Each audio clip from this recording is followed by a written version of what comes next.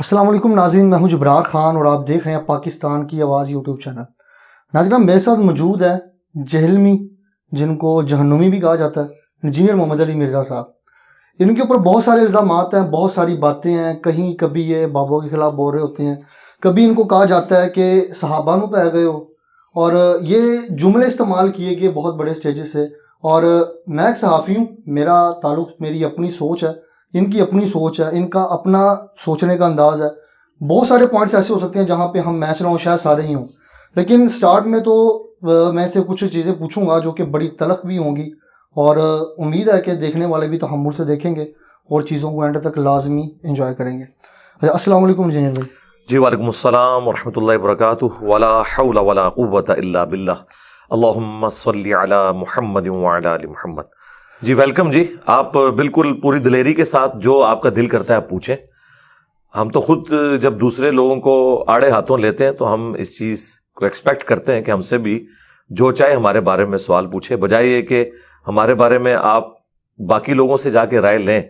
یہ تو مرنے کے بعد ہے نا، جو بندہ زندہ ہے آپ کے سامنے موجود ہے، آپ اس سے جا کے پوچھ لیں کہ بھائی آپ کے بارے میں یہ سنا تو آپ کا کیا موقف ہے۔ تو انشاءاللہ میں ہر فورم کے اوپر اپنا مقدمہ لڑنے کے لیے تیار ہوں جی۔ اچھا انجینئر محمد علی مرزا صاحب، سب سے پہلی بات تو ذرا یہ بتائیں، لوگ آپ کو انجینئر کے نام سے جانتے ہیں، آپ کون سے انجینئر ہیں؟ اور سننے میں ہے کہ آپ 19ویں گریڈ کے افسر بھی رہے ہیں، تو ایک طرف آپ کہتے ہیں کہ میں لوئر مڈل کلاس کا تھا، لوئر مڈل کلاس سے آپ ڈائریکٹ افسر کیسے بن گئے؟ اور ساتھ آپ کو یہ بھی کہا جاتا ہے کہ ایجنسیوں نے اس فتنے کو لانچ کیا اور ایجنسیاں اس کی بینیفیشیئر ہیں، تو ذرا بتا دیں کہ آپ ایجنسی کے بندے بھی ہیں، 19واں گریڈ بھی ہے، اور بڑی آسانی سے 5-6 سوال آپ نے اکٹھے کر دیے۔ پہلی بات تو یہ کہ لوور مڈل کلاس یا مڈل کلاس کا اپر مڈل کلاس میں جانے کا پاکستان میں واحد ذریعہ جو ہے نا جی، وہ تعلیم ہے۔ میں اکثر اپنی ویڈیوز میں کہتا ہوں کہ تعلیم ایک ایسی چیز ہے جو پاورٹی سرکل کو توڑ کے آپ کو ہائر پوزیشن پہ لا سکتی ہے، ادروائز تو ایک کاروباری کا بچہ ہی کاروباری ہوگا، ایک عام غریب آدمی تو اوپر نہیں آ سکتا۔ تو میں نے میکینیکل انجینئرنگ کی ہوئی ہے آنرز کے ساتھ، اور میں اپنی یونیورسٹی کے ٹاپرز میں سے تھا۔ اس کے بعد جب میری جاب ہوئی ہے وہاں پہ بھی ہزاروں کینڈیڈیٹس تھے، تو اس وقت تو جو لوگ مجھے کہہ رہے ہیں نا میں ایجنسیوں کا ایجنٹ ہوں، تو میں ان کے فرقے سے تھا، میں کٹر قسم کا بریلوی تھا۔ اتنے کٹر تو خادم رضوی صاحب بریلوی نہیں تھے جتنا میں تھا۔ تو جب میری یہ جاب ہوئی ہے، اور میرا خیال ہے شاید اس پوزیشن میں ہوتا تو وہ جاب بھی نہ ہوتی، کیونکہ پھر تو کئی لوگ جو ہیں وہ میری فرقہ وارانہ اس چیز کو دیکھ رہے ہوتے ہیں۔ تو یہ تحقیق کا معاملہ تو پھر بہت بعد میں شروع ہے نا۔ میری جاب جو ہے وہ 2002 کے اندر فائنل میں نے جوائننگ دی تھی، 2001 میں میری سلیکشن ہوئی تھی۔ کون سے اسکیل پہ ہوئی تھی؟ اس وقت تو 17ویں اسکیل میں تھی۔ آفیسر پاکستان میں جتنے ہیں وہ 17 اسکیل میں جاتے ہیں، ڈاکٹرز ہوں یا انجینئرز، اور پھر ریگولرلی پروموشن ہوتے ہوئے میں 19 گریڈ تک پہنچا ہوں۔ 2014 میں 19th گریڈ میں چلا گیا تھا، اور آلموسٹ 15 سال سروس کی ہے۔ اس کے بعد میں نے ریٹائرمنٹ لے لی، اور ریٹائرمنٹ کوئی ایجنسیوں کا کوئی اس سے لینا دینا نہیں تھا، بس یہ دعوت کے حوالے سے مصروفیات ایسی تھی۔ اس وقت مجھے یہ ریٹائرمنٹ آفر کی گئی کہ آپ چونکہ ایک پبلک فگر بن چکے ہیں تو پیرلل میں آپ ایک ڈیفنس سینسٹیو آرگنائزیشن کے اندر ہیں، تو آپ بہتر ہے کہ ریٹائرمنٹ لے لیں۔ تو میں نے تو وہ کہنا نا کہ کبے نو لات پہ ہی تو کب نکل گیا، تو میرے لیے اپرچونٹی تھی، تو میں نے وہ آفیشیلی 15 سال کی سروس کے بعد آپ لے سکتے ہیں۔ لوگ تو جعلی طریقے سے لیتے ہیں، کوئی میڈیکل کیس بنا لیتا ہے، کوئی اور چکروں میں لے لیتا ہے۔ تو مجھے تو چونکہ انہیں آفر کی تھی، چونکہ میں ایک آپ سمجھ لیں ٹاپ لیول کے اوپر سرو کر چکا تھا، اور ڈاکٹر سمر مبارک مان اور ان کے بعد آنے والے جتنے سینئر ہمارے چیئرمین یا ڈی جیز وہ مجھے پرسنلی جانتے ہیں۔ میں یعنی وہاں پہ بریفنگ والا کام بھی کرتا تھا، آرگنائزیشن لیول کے اوپر اسپیکنگ پاور کی وجہ سے، تو مجھے سارے جانتے تھے، انہوں نے بڑی رسپیکٹ دی۔ آج بھی ان کے ساتھ اچھے تعلقات ہیں، اور اچھے طریقے سے سلسلہ اپنے آفس کے سارے کولیگز کے ساتھ جاری ہے۔ اس کا ایجنسیوں سے کوئی لینا دینا نہیں تھا، تو میں نے ریٹائرمنٹ لی ہے۔ اور اس کے بعد اگر وہ کہتا ہے میں ایجنسیوں کا بینیفیشری ہوں یا ایجنسیاں میری بینیفیشری ہیں، تو میرے بھائی میں تو اسٹیبلشمنٹ یا فوج کا جو کردار ہے ہماری پالیٹکس کے اندر یا مذہبی جماعتوں کے ساتھ، میں تو ہمیشہ اس کا مخالف رہا ہوں۔ اس وقت کا مخالف ہوں جب سے یہ لوگ ایجنسیوں کو پال رہے تھے، ایجنسی والے ان مذہبی جماعتوں کو پال رہے تھے، خواہ وہ حافظ سعید صاحب کی جماعت ہو، خواہ بعد میں ٹی ایل پی جس طریقے سے انہوں نے ان کو یوز کیا. ٹی ایل پی والوں کے اپنے مقاصد تو اچھے تھے جو وہ سمجھتے تھے, لیکن ظاہر ہے کہ وہ ایجنسیوں کو بھی اس اعتبار سے ایسی جماعت چاہیے تھی, تو دونوں کی جب چیزیں کمبائن ہوگی تو لیکن 2019 کے اندر علامہ خادم حسین رضوی صاحب نے جب ایجنسیوں نے ان کو روکا, پراپرلی کہا کہ ایک نو کا آپشن آیا کہ اب آپ نے نہیں نکلنا باہر, تو علامہ خادم حسین رضوی تو میدان میں آ گئے تھے, تو ایجنسیوں اسی وقت سائڈ پہ ہو جاتی ہیں. جی, اس لیے کہ خادم رضوی صاحب اپنی کاز کے ساتھ مخلص تھے نا. ہم تو یہ سمجھتے نہیں ہے کہ خادم رضوی صاحب نے ایجنسیوں کے لیے کام کیا ہے. میں نے پہلے ہی جملہ بولا ہے اور میں بارہا ویڈیوز میں بھی یہ بات ریکارڈ کروا چکا ہوں کہ خادم رضوی صاحب کے اخلاص میں ہمیں کوئی شک نہیں ہے. میں تو مطلب انہیں اس وقت سے جانتا ہوں جب میری ابھی داڑھی بھی نہیں نکلی تھی, یعنی 1994 میں جب میں ایف ایس سی میں تھا, تو ہمارے جیلم شہر میں میرے گھر کے پاس ہی مسجد ہے جہاں سے انہوں نے تعلیم بھی حاصل کی ہے, ان کا پیر خانہ بھی جیلم میں ہے. تو میں اس وقت خادم رضوی صاحب کو جانتا تھا جب ان کو سوائے علمی حلقوں کے وہ بھی ان کے جو اسٹوڈنٹس ہیں وہ جانتے تھے. اس وقت نہ ان کی کوئی جماعت تھی, میں 1994 کی بات کر رہا ہوں, اور وہ ریگولرلی مہینے میں ایک دفعہ ہماری مسجد میں آتے تھے. اس وقت ان کی داڑھی بھی کالی تھی, پگڑی وہ اس وقت بھی اسی طریقے میں باندھتے تھے, کبھی وائٹ کبھی براؤن. جب وہ بالکل ان کی لگز وغیرہ ٹھیک تھیں تب کی بات؟ ہاں بالکل, وہ کھڑے ہو کے اس وقت بیان کرتے تھے, اور اسپیکنگ پاور ماشاءاللہ ان کی اس وقت بھی تھی. یہاں پہ اردو میں بیان کرتے تھے, لیکن پنجابی والے سوال جو آپ میں کبھی پنجابی بولتے تھے, ویسے زیادہ تر اردو میں کرتے تھے. تو میں تو ان کو اس وقت سے جانتا ہوں, اس لیے ان کی وفات کے اوپر میں نے پوری ڈیٹیل ویڈیو ریکارڈ کرائی تھی. اس میں نے کہا تھا جنازہ پڑھنے کیوں نہیں آئے علامہ خادم حسین رضوی؟ ہاں وہ میں آپ کو بعد میں بتاتا ہوں. جی, میں نے ان کے لیے دعائے مغفرت کروا دی تھی. جی, اور میرا خیال ہے سوائے میرے کسی بھی اور بندے نے جو دوسرے فرقے سے تعلق رکھتا ہو اور اسٹرانج قسم کا کوئی آپ سمجھ لیں اس فرقے کا گول کیپر ہو, کسی نے ان کے لیے دعائے مغفرت نہیں کی ہے. لیکن میں نے خود جنازہ کور کیا, وہاں پہ تو دیوبندیوں کی لائن لگی ہوئی تھی. جو میں نے اسٹرانج قسم کے کہا ہے نا, میں اس وقت مانوں گا جب الیاس گھومن صاحب جنازہ پڑھیں گے. میں اس وقت مانوں گا جب آ کے توصیف راشدی صاحب جنازہ پڑھیں گے. اس سے بڑھ کے جو دو بھائی ہیں لاہور کے, ابتسام علی ظہیر صاحب اور ہشام علی ظہیر, جو ان کے سپورٹر بھی رہے, انہوں نے دعائے مغفرت نہیں کی. میں نے تو ویڈیو میں کہا کہ ان کے لیے دعائے مغفرت کر دیں تو میں مان لوں گا, تو انہوں نے دعائے مغفرت پھر بھی نہیں کی. لیکن ٹی ایل پی کی آڈینس کے اندر جو ابتسام الہی اور جو ان کے بھائی ہیں, جب انہوں نے یہ دھرنا کیا ختم نبوت کے اوپر, تو انہوں نے تو ساتھ دیا ان کا. تو ختم نبوت کے جو وہ دھرنا تھا ان کا, میں نے کبھی یہ نہیں کہا کہ انہوں نے ذاتی کاز کے لیے ایسا کیا ہے. وہ جینولی یہ بلیو کرتے تھے کہ ختم نبوت کے حوالے سے جو گورنمنٹ نے یہ کیا ہے وہ غلط ہے. ایجنسیز نے اس موقع کو غنیمت جانا, کیونکہ ایجنسیز بھی اس وقت کی پولیٹیکل گورنمنٹ کو ویک کرنا چاہتی تھی. اب تو خیر عمران خان صاحب کے اترنے کے بعد تو اب سارے راز کھل چکے ہیں نا کہ کیا کچھ ہوا تھا. اچھا, تو میں نے اس وقت بھی ان کی وفات پہ بھی کہا تھا کہ انہوں نے ایجنسیوں کو خوش کرنے کے لیے نہیں کیا, اور پھر میں نے اس کے دلیل میں وہی بات کی تھی جو آپ مجھ سے کر رہے ہیں کہ اگر وہ ایجنسیوں کے اعلی کار ہوتے تو پھر عمران صاحب کی گورنمنٹ میں, عمران خان صاحب کی گورنمنٹ میں وہ ایجنسیوں کی بات مانتے, انہوں نے نہیں مانی. ان کے اخلاص میں کوئی شک نہیں ہے, ہمیں ان سے ان کے اخلاص میں نہیں, صرف ہمارا ان سے یہ گلا تھا کہ وہ جو ان کی تحریک تھی وہ ختم نبوت تحریک نہیں ہونی چاہیے تھی, وہ اینٹی قادیانی تحریک ہونی چاہیے تھی. اس کی وجہ یہ ہے کہ ختم نبوت تحریک اس وقت ہوگی جب آپ چشتی رسول اللہ کو بھی غلط کہیں. سر میں خود ٹی ایل پی کو مطلب پراپرلی کوریج کرتا ہوں. چشتی رسول اللہ کی آج تک بات ہی نہیں ہوئی وہاں پہ, نہ کوئی مانتا ہے چشتی رسول اللہ کو. آپ بھی ہر ویڈیو کے اندر ہم سن رہے ہوتے ہیں چشتی رسول اللہ, یہ چشتی رسول اللہ پارٹی ہے, لیکن ایسا کچھ ہے ہی نہیں. نہیں, وہ اس لیے وہ تو کبھی آپ تبلیغی جماعت کے اجتماع میں بھی نہیں سنیں گے اشرف علی رسول اللہ پارٹی. تو بریلوی تو سارے انہیں اشرف علی رسول اللہ پارٹی مانتے ہیں. کیوں مانتے ہیں؟ اور خود احمد بریلوی صاحب نے جو حسام الحرمین لکھی ہے اور ان پہ کفر کے فتوے لگائے ہیں, وہ انہی گستاخانہ عبارتوں کے اوپر لگائے ہیں, تو بریلوی تو مانتے ہیں نا. خود تو نہیں کوئی اپنے آپ کو کہے گا, تو کیا دیوبندیوں نے ماننا شروع کر دیا میں نے وہاں پہ کافی لوگوں سے پوچھا, بڑے علماء کا نام سے پوچھا, وہ کہتے ہیں ہم تو چشتی رسول اللہ کو ٹھیک سمجھتے ہیں. ہاں ادھر بھی آ جائے نا, وہ ٹھیک سمجھتے نہیں ہیں.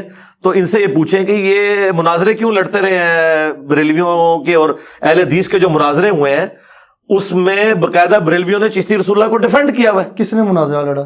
مناظرہ لڑا تھا وہ نوری صاحب نے, وہ جو کہنا میں قلعہ ٹھوکاں گا, وہ جو گندا قسم کا مناظرہ یوٹیوب پہ مشہور ہے.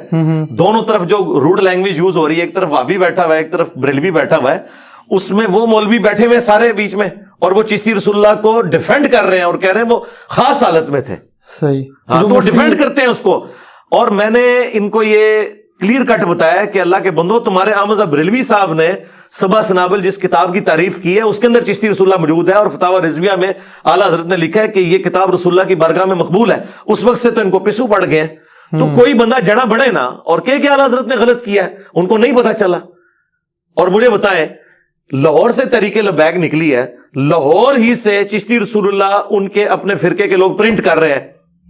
تو وہ جا کے ادھر کیوں نہیں دھرنا دیتے؟ اگر لبیک والے کہہ دیں کہ ہمارا چشتی رسول اللہ پارٹی سے کوئی تعلق نہیں ہے پھر؟ ہاں وہ یہ کہیں کہ چشتی رسول اللہ، اس طرح نہیں، میں چونکہ اعلیٰ حضرت کا ماننے والا ہوں اس فیلڈ میں، تو میں اعلیٰ حضرت والی بات کروں گا. وہ یہ کہیں گے چشتی رسول اللہ پڑھانے والے، اس کے حق میں مناظرے کرنے والے، اس کو چھاپنے والے، ٹھیک ہے، اس کو بیچ کے کمائی کھانے والے، یہ سب کے سب جو ہے نا وہ کافر ہیں، ٹھیک ہے، اور ہم ان سب سے اعلان برات کرتے ہیں.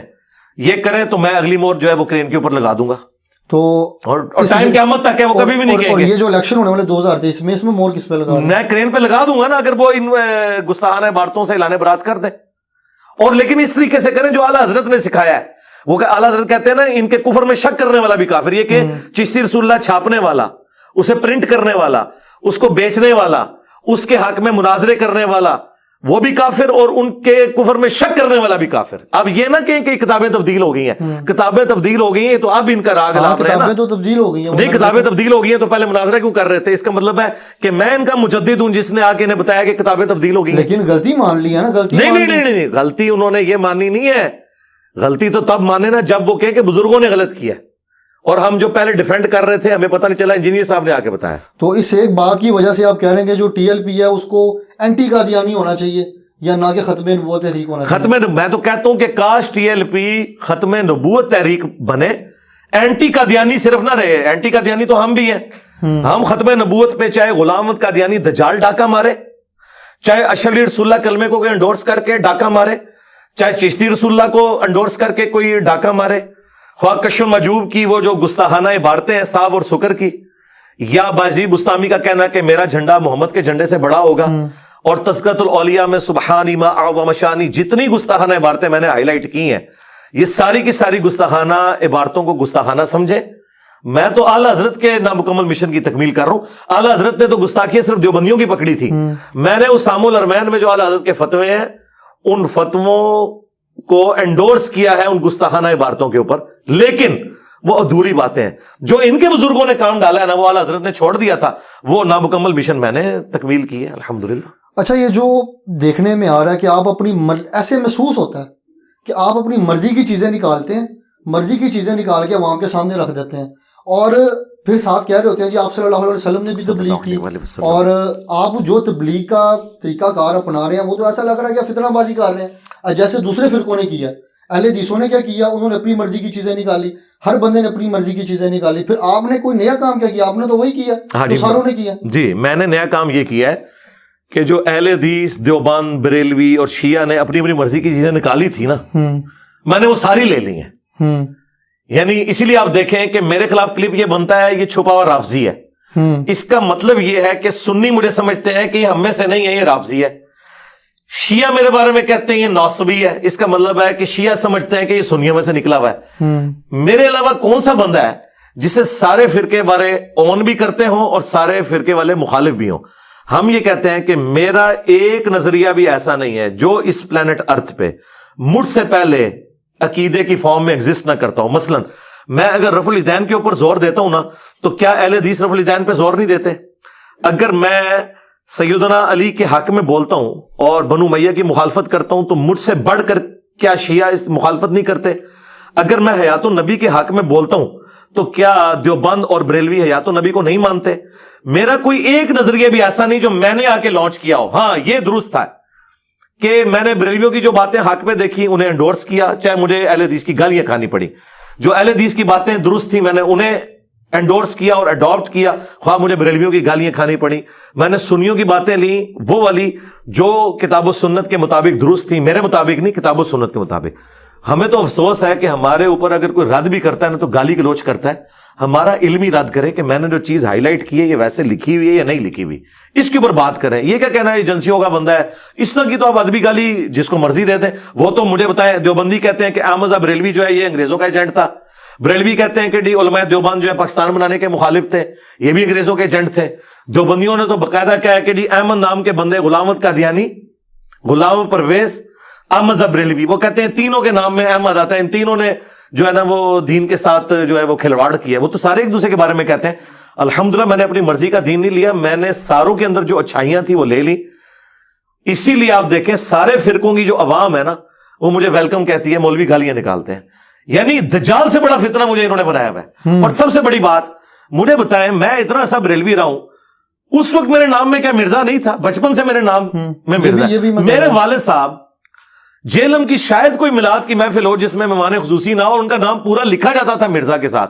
उस वक्त नहीं इनको ख्याल आया कि ये मिर्जा जो है वो कादियानी है, नहीं, उन्हें पता था ये कास्ट है, कास्ट तो हो सकती है। अबू लहब भी हाशमी था, मोहम्मद रसूलुल्लाह भी हाशमी है। अब इसकी वजह से बनु हाशिम को कौन गलत कह सकता है? बनु हाशिम तो सबसे आला खानदान है, अल्लाह ताला ने उन्हें चुना है। तो इस वक्त इनको ये पता नहीं था, इन्होंने मेरे ऊपर झूठा इल्जाम लगाया और उसका नुकसान देखें इन्हीं को हुआ है, क्योंकि जो मेरी वीडियोस देखता है उसे पता चल जाता है। मेरा अभी भी चैलेंज है सरकार, जिन लोगों को आप कह रहे हैं ना खत्म नबूवत पे काम कर रहे हैं, चाहे वो बरेलवियों की टीएलपी हो या देवबंदियों की आलमी मजलिस से खत्म नबूवत हो, मैं नहीं कहता कोई आप 10 वीडियो, कोई एक वीडियो इल्मी, ये मेरा चैलेंज है, एक इल्मी वीडियो कादियानियों के खिलाफ मुझे दिखा दें इन लोगों की, जिसमें उन्होंने कादियानियों के दलाइल का कुरान और सुन्नत की रोशनी में रद्द किया हो। ये कोई रद्द नहीं है कि वो जी बाथरूम में मर गया, ना ना, रद्द कि वो ये कहता है बुखारी में ये आया, मुस्लिम में ये आया, वो यहां पे धोखा देता है। सवाए मेरे किसी की वीडियोस नहीं, सबसे ज्यादा मेरी वीडियोस है कादियानियों के खिलाफ। यही जो आपने कहा ना धोखा देता, आपको भी अवाम देखने वाली जो है और जितने भी आप बरेलवियों को कह रहे हैं वो ये कहते हैं कि आप जो हैं वो आयतें कोड करके, हदीस कोड करके लोगों को धोखा दे रहे हैं। आप कहते हैं आप सामने तो बैठते नहीं है, कमरे में बैठ के सारा अब ये 2 अलग बात है। 200-250 बंदों के सामने। अच्छा ठीक है, 200-250 नहीं, लाखों बंदों के सामने, 200-250 के सामने तो वो कहते हैं जी फिर करें कोई अपना कोई जलसा करें, कोई दिखाएं अपने 200। हाँ जी, मैंने उसका हल दिया है बड़ा अच्छा, कि मुझसे पहले आप सारे फिरके एग्जिस्ट करते हैं ना, आप आपस में एक पूल मैच खेलें और आपका जो विनर हो ना उसके साथ फाइनल मेरा करवा लें। मुझसे आगे क्यों डायरेक्ट बात करते हैं? क्या बरेलवी देवबंदियों ने आपस में मुनाजरे करके कोई रिजल्ट निकाल लिया है जो मेरे साथ बात करके कोई करेंगे? फिर भी इन्होंने कहा नहीं, फिर भी बैठे। तो मैंने तो इनको दी हुई ऑफर आपके प्लेटफॉर्म से मैं दोबारा ऑफर देता हूं कि मैं बैठने के लिए तैयार हूं, लेकिन एक मेरी लॉजिकल शर्त है, उसको आप फॉलो कर लें। वो ये है, देखें, जब भी किसी फिरके के लीडर की तरफ से कोई दावा आता है ना, तो मुखालफत में भी उसका लीडर ही आता है। ये नहीं होता कि ऑस्ट्रेलिया की कौमी टीम का मुकाबला लाहौर की टीम के साथ हो। ये मेरे बारे में कहते हैं इसने इल्मी किताबी फिरका लॉन्च किया है, ठीक है, for the sake of argument मैं एग्री कर गया, तो इस फिरके का हेड फिर मैं हुआ बकौल इनके। तो बरेलवियों के हेड इस वक्त मुफ्ती मुनीबुर रहमान साहब हैं, जिन्होंने टीएलपी के और फौज के मुज़ाकरात भी कराए। उस वक्त उन्होंने साबित कर दिया कि सबसे बड़ा मैं हूं। जब भी बरेलवियों पे बड़ा बुरा वक्त आता है तो हमारे मुफ्ती मुनीर साहब सामने आते हैं, तो मुफ्ती मुनीर साहब को ले आए, लाइव कैमरे के सामने बैठ के मेरे से सवाल जवाब कर ले कुरान सुन्नत की रोशनी में। देवबंद के लिए सबसे बड़े आलिम दीन मुफ्ती तकी उस्मानी साहब हैं, मैं तैयार हूं उनके लिए, आए बैठे, मैं तैयार हूं, जिस वक्त आप कहें मैं लाइव बैठने के लिए तैयार हूं। यहां नहीं आना चाहते ना आए, मैं जनाब उनको कुर्सी में बिठाऊंगा, कदमों में बैठूंगा, अगर सामने नहीं बैठना चाहते लाइव बैठ जाए। इनके अलावा छोटे मोटे से बात इसलिए नहीं होगी कि छोटे तो लाखों में है, मैं एक से बात करूंगा फिर कहेंगे नहीं यार नू तो इतना पता ही नहीं सी, साढ़े बड़े थे ओने, मैं ਉਹਦੇ ਨਾਲ ਗੱਲ ਕਰਾਂਗੇ नहीं इन्हों नहीं पता, मनु ते उमरे नू भी मिल जाए, ਤੁਹਾਡੇ मौलवी नहीं मुक रहे, मैं तो कल्ला वां। ते बेहतर यह है कि जदों सहाबा इकराम पे बुरा वक्त आया था, बुखारी मुस्लिम में आता है, तो हजरत अबू सुफियान बिन हारिस हुजूर के जो चचाजाद थे, उन्होंने हुजूर के खच्चर की मुहार थामी और सिर्फ 80 बंदे हुजूर के साथ थे। 12,000 का लश्कर छोड़ गया, कबीला हवाजन के तीरों का मुकाबला नहीं कर सके। नबी इस्लाम आगे बढ़े और आपने कहा अनन नबी ला कज़िब, अब अनबनु अब्दुल मुत्तलिब, मैं नबी, उसमें कोई झूठी बात नहीं, मैं अब्दुल मुत्तलिब का बेटा हूं। लीडर का काम है फ्रंट से लीड करे। अब यहां पर भी जाइए, मुफ्ती मुनीर साहब कहें कि मैं बरेलवी हूं, इसमें कोई शक नहीं, मैं हक में हूं, मैं इंजीनियर के मुकाबले के लिए इल्मी तौर पर तैयार हूं, आए बड़े बात करें, छोटों से नहीं बात होगी। ये एक आपकी भी जो बात है ना, ये भी बड़ी तनकीद की माइल है कि आप बहुत सारी चीजें, अभी जैसे आप सल्लल्लाहु अलैहि वसल्लम की आपने एग्जांपल दी और साथ ही आप कह रहे हैं कि जी मैं लीडर हूं या मुफ्ती मुनीबुर रहमान साहब लीडर हैं, तो वो अब ये कंपैरिजन आप किधर का किधर मिला? कंपैरिजन ज़ाहिर है, मैंने हिटलर की मिसाल तो नहीं देनी, हम तो हर मामले में अपने नबी से ही लेंगे ना, हर मामले में नबी सही एग्जांपल देना। अभी बिल्कुल देखें, लक़द कान लकुम फी रसूलिल्लाहि उस्वतुन हसना, बेशक रसूलुल्लाह की जिंदगी में तुम्हारे लिए बेहतरीन नमूना है। नबी इस्लाम की मुबारक जिंदगी से ही तो हमने मिसालें लेनी है। देखें, जब हम अपनी बीवियों को समझाते हैं तो उन्हें क्या कहते हैं कि हमारी बीवियों को वैसा होना चाहिए जैसा कि हजरत आयशा रसूलुल्लाह के लिए थी। तो इसका कतई ये मकसद नहीं कि मैं अपने आप को नबी की जगह रख रहा हूं, اور اپنی بیوی کو حضرت عائشہ کی جگہ. نہیں, نبی تو ہمارے لیے رول ماڈل ہیں, ہم ہر مثال ان کی زندگی سے دیں گے. ہم جب کہتے ہیں ہماری بیٹیاں فاطمہ جیسی ہونی چاہیے, یعنی فاطمہ کو فالو کریں, اس کا یہ مطلب نہیں کہ ہم فاطمہ کے مرتبے پہ رکھ رہے ہیں, ٹو فالو. تو یہ میں نے کہا کہ نبی علیہ السلام نے لیڈر ہونے کا ثبوت دیا ہے کہ 12,000 کا لشکر حضور کو چھوڑ گیا ہے, آپ اکیلے آگے بڑھے ہیں 80 بندوں کو لے کے, اور آپ یہ رجس پڑھتے ہوئے جا رہے ہیں. اب یہاں پہ بھی چاہیے کہ مفتی منیب کے ساتھ کوئی بھی نہ کھڑا ہو, وہ اکیلا رجس پڑھے اور کہ میں اپنے فرقے کے دفاع کے لیے انجینئر, تو دجال سے بڑا فتنہ ہے. یہ تو یہی کہتے ہیں, وہ کہتے ہیں جی دجال تو چھوٹا فتنہ ہے. میں نے ویڈیو کلپس دیکھے ہیں بریلوی علماء کے, وہ کہتے ہیں دجال تو چھوٹا فتنہ ہے, یہ بڑا فتنہ ہے. کیوں؟ انہیں سمجھ لگی ہے کہ دجال نے تو شعبدہ بازیاں کرنی ہیں, انجینئر صاحب تو ہمارے بزرگوں کی کتابوں سے ہمیں ننگا کر رہا ہے, یہ تو ہمارے پلے ہی کوئی شے نہیں رہنی, کیونکہ یہ بخاری مسلم میں نے تو نہیں لکھوائی ہیں, یہ تو ان کے مدارس میں تھی, بات میری نکل آئی. تو یہ بتائیں نا, وہ کہتے ہیں جو بخاری مسلم ہے وہ بغیر استاد کے انجینئر, وہ کیا کہتے ہیں اپنے استاد بتا دے کون کون سے. میرے استاد احمد صاحب بریلوی صاحب ہیں. آپ احمد رضا بریلوی صاحب کی غلطیاں نکال رہے ہوتے ہیں, کبھی ان کو کہہ رہے ہوتے ہیں اس پہ لعنت کر دی, اس پہ لعنت کر دی. نہیں, غلطیاں جو ہے وہ اپنی جگہ ہے. میں صرف ایک شخص کو معصوم مانتا ہوں جس کی قبر مدینے میں صلی اللہ علیہ وسلم, اور یہی اہل سنت کا عقیدہ ہے, ہم کسی کو معصوم نہیں مانتے. احمد صاحب بریلوی صاحب میرے استاد ہیں, میں نے قرآن ان سے پڑھا ہے. اب آپ سوچ رہے ہوں گے احمد صاحب بریلوی تو 1921 میں فوت ہوئے, میں 1977 میں پیدا ہوا, روحانی طور پہ پڑھا ہے. کیونکہ اگر بازید بستامی کے مرنے کے 60-70 سال کے بعد ابو الحسن خرقانی ان کا روحانی مرید ہو سکتا ہے, جس نے ان کو نہ دیکھا, اس کے ابے نے بھی شاید نہ ان کو دیکھا ہو, تو میں روحانی مرید نہیں ہو سکتا احمد صاحب بریلوی صاحب کا. لیکن یہ تفنن کے طور پہ تھا. احمد صاحب بریلوی صاحب نے اردو میں جو ترجمہ کیا ہے کنز الایمان, وہ انہوں نے کمائی کرنے کے لیے نہیں کیا, انہیں تو عربی آتی تھی, انہوں نے اس لیے کیا تاکہ ہماری عوام الناس تک یہ بات پہنچے کہ قرآن میں کیا لکھا ہے. تو احمد صاحب بریلوی سے بہتر ترجمہ نہ خادم رضوی صاحب کر سکتے ہیں, نہ ڈاکٹر تعلق قادری کر سکتے ہیں, نہ کوئی عالم دین اور بریلویوں کا کر سکتا ہے. احمد صاحب بریلوی سے بہتر ترجمہ کوئی نہیں نہ کر سکتا. میں نے ان کا ترجمہ پڑھا, گویا کہ میں نے احمد صاحب بریلوی سے ڈائریکٹ قرآن پڑھا. تو آپ کس طرح کہہ رہے ہیں کہ میں نے بغیر استاد کے پڑھا ہے؟ بخاری مسلم کے تراجم اگر میں پیش کرتا ہوں, میں نے غلام رسول سعیدی صاحب کی صحیح مسلم جو 6 جلدوں میں چھپی ہوئی ہے, 7 جلدوں کے اندر, وہ پڑھی ہے. اور غلام رسول جو رضوی صاحب تھے 13 جلدوں میں بخاری لکھی ہے, میں نے وہ پڑھی ہے. میں نے استادوں سے ہی پڑھا ہے, کیونکہ استادوں کو عربی آتی تھی, انہوں نے اردو میں جو شروحات لکھی ہیں وہ میرے لیے لکھی ہیں. تو ہمارا سٹیٹس وہی ہے جو صحابہ کرام بغیر پڑھے لکھے حضور کی عربی بات سن کے سمجھ لیتے تھے کہ یہ کیا بات ہے, حالانکہ لکھنا پڑھنا نہیں جانتے تھے. احمد صاحب بریلوی صاحب کا اردو ترجمہ سن کے آپ اور میں ڈائریکٹ سمجھ سکتے ہیں کہ اعلیٰ حضرت نے جو قرآن کا ترجمہ کیا, قرآن میں یہ لکھا ہوا ہے. کیا ایاک نعبد و ایاک نستعین کا ترجمہ احمد صاحب بریلوی نے یہ کیا, یا شیخ عبد القادر جیلانی المدد انہوں نے ترجمہ کیا ہے, اے اللہ ہم تیری ہی عبادت کریں اور تجھی سے مدد چاہیں. پریکٹیکلی وہ بے شک بابوں کو پکارتے رہے ہوں, قرآن میں انہوں نے ترجمہ ٹھیک کیا, تو میں اعلیٰ حضرت کی بات مان رہا ہوں, میں ان کا روحانی خلیفہ ہوں.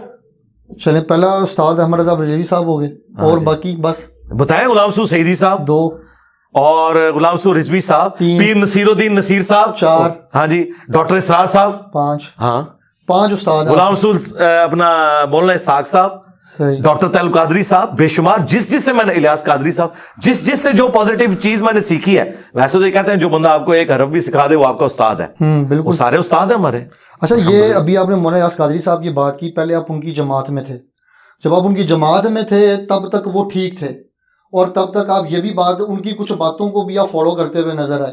اب لوگ کہتے ہیں کہ جس نے اپنے استاد کے خلاف ہی کھڑا ہو گیا یہ بندہ.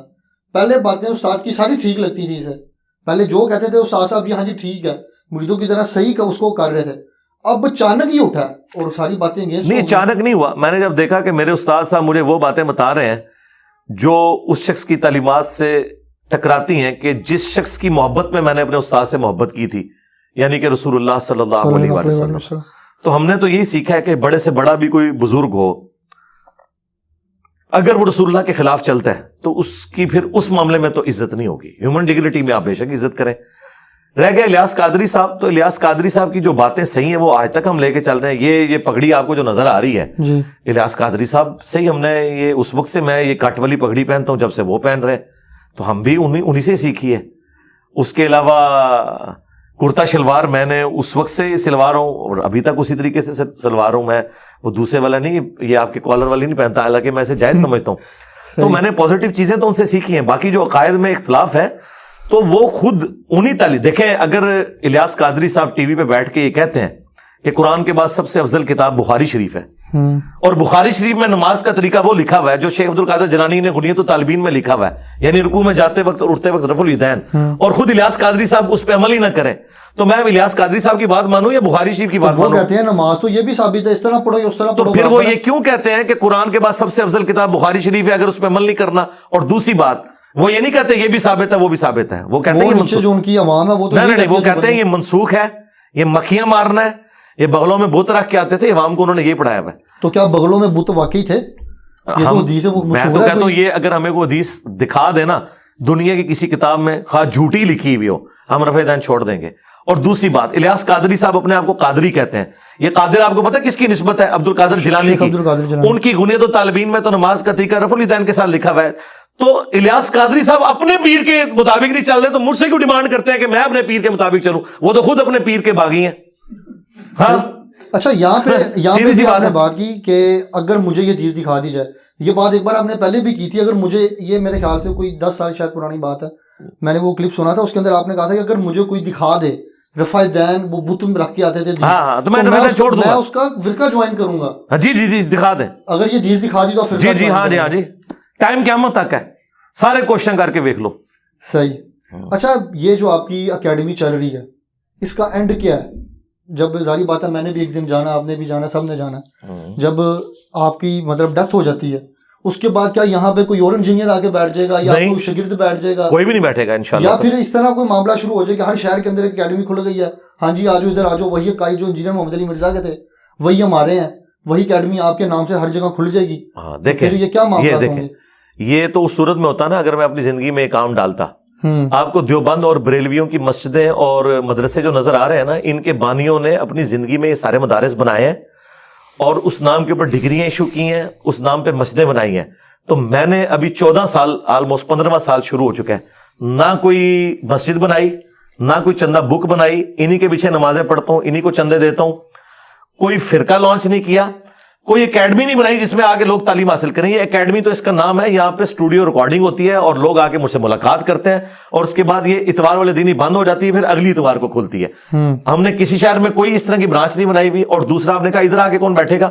میرے بھائی میں یہاں پہ جو بیٹھا ہوں وہ کسی کی سیٹ پہ تو نہیں بیٹھا نا. نہیں, کسی کی سیٹ پہ. اچھا, اب آپ سمجھیں, اللہ تعالیٰ اپنے بندوں کو اٹھاتا ہے.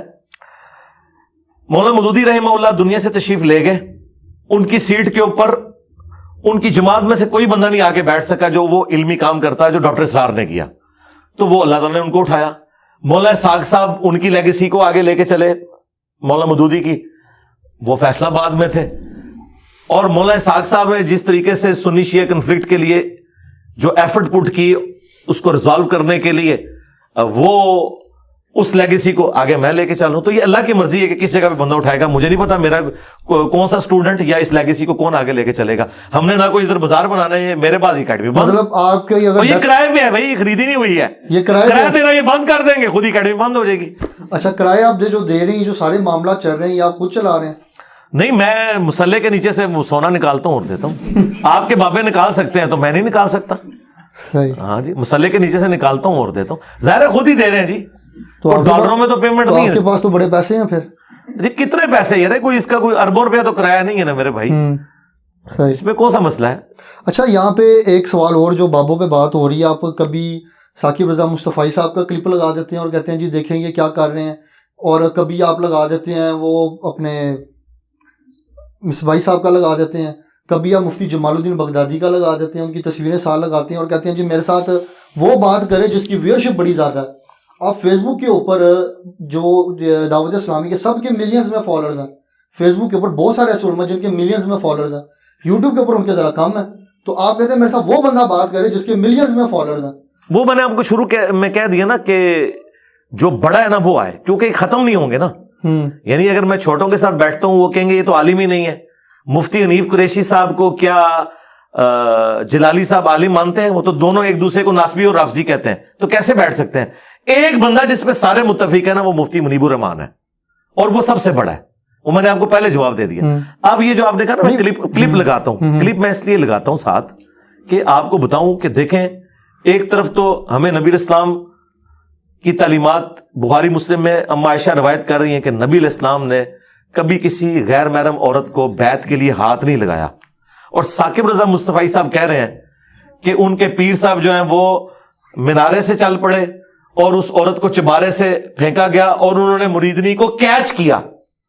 اب جب وہ غیر محرم عورتوں کو آگے پیر کیچ کر رہا ہے تو میں یہ بتاؤں گا نا کہ یار یہ دیکھو یہ کس بزرگ کے ماننے والے ہیں. اسی طریقے سے جب آپ یہ بتاتے ہیں کہ شیخ عبد القادر جیلانی نے، الیاس قادری صاحب نے لکھا ہے کہ انہوں نے نگاہ مار کے اپنا مرید جلا دیا کیونکہ لوٹے کی ٹوٹی قبلہ رخ نہیں تھی، تو میں نے آپ کو بخاری مسلم سے بتانا ہے کہ انس ابن مالک کہتے ہیں میں نے 10 سال حضور کو وضو کروایا، آپ نے کبھی مجھے ڈانٹا بھی نہیں ہے. آپ کے پیر، آپ کا دعویٰ ہے کہ رسول اللہ کے طریقے پہ ہیں، وہ تو مرید جلا دیتے ہیں. اس مرید نے تو پوری زندگی آپ کی مریدنی اس لیے بنایا تھا، وہ مریدگی کی تھی کہ اس کا خاتمہ ایمان پہ ہو، خاتمہ پیر کے ہاتھوں ہی ہو گیا. اور کہتے ہیں نہیں پھر انہوں نے لوٹے کی طرف دیکھا، لوٹا بھی سیدھا ہو گیا. پہلے ہی لوٹا سیدھا ہو گیا. تو اڈا پیر ہے زمانے جو ہوتا میں 302 کٹانی سی ہوتے کہ انہیں بندہ مارے بغیر کسی وجہ سے. یہ کوئی وجہ ہے کہ آپ بندہ مار دیں؟ تو جب آپ یہ کام کرتے ہیں تو ہم تو بتائیں گے نا یار یہ دین کون سا پیش کر رہے ہیں. اور پھر وہ آپ کے وہ جو پیر مصباحی صاحب، پیر مفتی جمال الدین بغدادی، ان کو تو چھوڑ دیں، ان کو تو عالم میں نہیں یہ لوگ مانتے ہیں. مصباحی صاحب وہ کہتے ہیں میں اپنے رب سے توفیق مانگ رہا ہوں کہ انشاءاللہ میں نے اس کا رد ضرور کرنا ہے. میں ان کو 3 سال سے کہہ رہا ہوں کہ چلیں یار آپ ذرا درویش آدمی ہیں، آپ کی مجھے گفتگو کا انداز بڑا پسند ہے، اگرچہ آپ نے مجھے گالیاں بھی دی ہیں، تو چلیں آپ آ جائیں. توفیق جیل میں انہوں نے کل بھی آنا ہے جلسے میں، 3-4 بار جلسے میں آ چکے ہیں، میرا ذکر تک نہیں کرتے ہیں. میں تو کہتا ہوں ذکر کریں اور میری باتوں کا جواب دیں. انہوں نے کہا کہ تو بھی بتا کیمرے کے سامنے بازید کیا ہے. میں بھی بتاؤں گا. تو میں نے تو بتا دیا ہے کہ بازید کہتا تھا کہ میرا جھنڈا رسول اللہ سے بڑا ہوگا. اب یہ بتائیں کہ بازید کی کون سی خوبی انہیں نظر آئی ہے، اور یہ انہوں نے خود چھاپی ہوئی ہے ان کے بزرگوں نے. تو ہم ان کی کتابوں سے انہیں جو ہے وہ بتا رہے ہیں ان کی پکچر. پیر اجمل قادری صاحب نے ویڈیو میں کہا کہ ابو الحسن خرقانی کا کرتا جو ہے محمود غزنوی نے پیش کیا، سومنات میں فتح ہو گئی. میں نے بتایا کہ رسول اللہ کا کرتا صحابہ کے پاس تھا. جنگ قاسیہ میں 8,500 صحابہ شہید ہوئے ہیں، اس کی وجہ وہ نبی کا کرتا لے جاتے اور وہ کرتا شفا بھی دیتا ہے. مسلم شریف میں حدیث ہے کہ ام اسما بنت ابی بکر نے وہ کرتا نکالا اور کہا کہ ہم اس کا دھون مریضوں کو شفا کے لیے پلاتے ہیں. تو نبی کا کرتا دیکھ کے، اور نبی نے جب خود پہنا ہوا تھا صلی اللہ علیہ وسلم، ابو جہل نے تو کلمہ نہیں پڑھا. ابو الحسن خرقانی کا کرتا اتنا بڑا ہو گیا جی وہ قیامت تک ہند کی سرزمین میں کوئی کافر ہی نہیں رہے گا. کہانیاں جھوٹ. تو یہ ہم اس کو ایکسپوز کریں. اور مفتی جمال الدین بغدادی کی ایک ویڈیو آن لائن پڑی ہوئی ہے جس کے اندر انہوں نے کلیئر کہا کہ میں نے داتا گنج بخش شری جویری کو کھلی آنکھوں سے دیکھا، اور انہوں نے کہا کہ میں نے آپ صلی اللہ علیہ وسلم کی بھی زیارت کی. انہوں نے چیلنج کیا ہوا ہے کہ مینار پاکستان آ جاؤ اپنے بندے لے کے، میں آپ کو کھلی آنکھوں سے آپ صلی اللہ علیہ وسلم کی زیارت کرواؤں گا. تو پھر چیلنج قبول کرتے ہیں، چلیں مینار پاکستان. مجھے چیلنج قبول کرنے کی ضرورت نہیں ہے. جن کو نبی الاسلام کی زیارت کی تڑپ ہے یقیناً مجھ سے زیادہ بریلویوں کے نا، تو بریلوی جا کے دیدار کر رہے ہیں، پھر مجھے بتائیں میں بھی آ جاؤں گا. لاہور میں میرا خیال ہے کروڑوں بندہ تو لاہور میں جمع ہو جائے گا نا، تو آپ بھی ادھر سے ہی ہیں نا. بالکل. تو آپ اس سے بڑی اپرچونٹی کیا ہے؟ وہ سر گیا پھر میرے لیے ہے، صرف آپ کو نبی الاسلام سے کوئی محبت نہیں ہے. آپ جا کے زیارت کریں جو کہتے ہیں. لیکن آپ رد تو آپ میں تو کہتا ہوں کہ یہ بندہ مجھے نماز تجوید کے ساتھ سنا دے. مفتی جمال الدین بغدادی جی تجوید کے ساتھ، جو تجوید ہے اس کے ساتھ یہ مجھے نماز سنا دینا تو میں اسے عالم دین ماننے کے لیے تیار ہو جاؤں گا. میرے تو خیال میں اس کے تو اپنے علماء کہتے ہیں کہ ان کے پاس عالم دین کی ڈگری کوئی نہیں ہے. تو وہ تو کہتے ہیں ہے. ان کا حال یہ ہے کہ انہوں نے میرے خلاف ویڈیو ریکارڈ کرائی ہے اور انہوں نے کہا کہ جی ہوں مرزا جیل میں بولے گا اور کتے دے دماغ ہی بھونکنے تو زبان کچھ ہی نہیں ہے. اور اس کے آگے وہ کہتے ہیں کہ تم انہوں جواب دے کہ بخاری چ حدیث کیوں لکھی ہے کہ نبی الاسلام نے امامت کی، تو وہ جھوٹ نکلا ہے، وہ بخاری میں ہے ہی نہیں حدیث، وہ مسلم شریف میں ہے. اتنا بڑا ان سے غلطی ہوگی. حدیث تو ہے نا. نہیں حدیث ہے تو ہم مانتے ہیں نا. جی تو بتائیں. نہیں اس میں جب وہ ساری امامت کرتے میرے بھائی، ہاں تو نبی الاسلام نے امامت کروائی نا، یہ تو نبی الاسلام کا موڈز ہے. جو نہیں مانتا وہ گمراہ ہے. ہم تو مانتے ہیں بالکل. تو پھر وہاں پہ جو سارے نبی آگے تھے 1,00,000، ہاں تو بالکل ٹھیک ہے. تو وہاں پہ بیت المقدس، لیکن وہاں آئے ہیں نا. اب آپ کے داتا دربار کٹھے ہو گئے ہیں تو ہم کہیں گے کہ داتا دربار سے پہلے وہ حضرت ابوبکر صدیق کے گھر کیوں نہیں کٹھے ہوئے، حضرت عمر کے گھر کیوں نہیں کٹھے ہوئے؟ تو بابے بہت بڑے نے. یہ بات ہے نا. سیدہ فاطمہ سلام اللہ علیہا سے بڑھ کر کون ہے؟ مجھے کوئی ضعیف حدیث بتا دے. آپ نے کہا نا کہ یہ بغدادی صاحب کوئی ضعیف جھوٹی حدیث ہی دکھا دیں کہ حضرت عائشہ یا حضرت فاطمہ نے کبھی قبر رسول پہ حضور کو جا کے دیکھا ہو لائیو. وہ تو روتے روتے دنیا سے چلے گئے کہ اپنے باپ کا چہرہ نہیں دیکھ سکوں گی. یہ لوگ کہاں سے کہتے ہیں ہم لائیو دیکھتے ہیں؟ ان سے بڑھ کے کوئی حقدار ہے؟ کبھی مولا علی نے دعویٰ کیا ہو کہ میں نے نبی اسلام کو لائیو دیکھا ہے؟ خواب میں دیدار ممکن ہے، لائیو نہیں ہے. نہیں لائیو نہیں. لائیو تو زندگی مبارک میں تھا. وہ تو بتاتے ہیں، وہ وظیفہ بھی بتاتے ہیں، یہ وظیفہ کریں آپ کو دیدار ہو. تو آپ کر لینا میرے بھائی.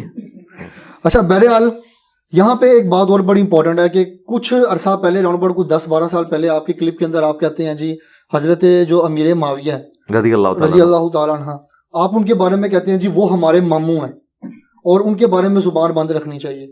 پھر ریسنٹلی آپ ایک لائیو کر رہے ہوتے ہیں اور لائیو کے دوران آپ کہتے ہیں جی وہ میں میرے ذہن میں تھا لیکن میں بول نہیں سکتا تھا اور تاکہ کوئی مسئلہ نہ بن جائے، ایسا نہ ہو جائے. پھر ریسنٹلی آپ نے ایک اور کلپ بھی کچھ دن ہوئے آپ نے لانچ کیا ہے اور آپ نے دوسروں کو کہتے ہیں ماموں پارٹی. تو پہلے آپ جو خود ماموں پارٹی کے ممبر تھے تو تب آپ ٹھیک کہہ رہے تھے، اب آپ نہیں تو میں نے تو اپنی غلطی مان لی ہے نا جی.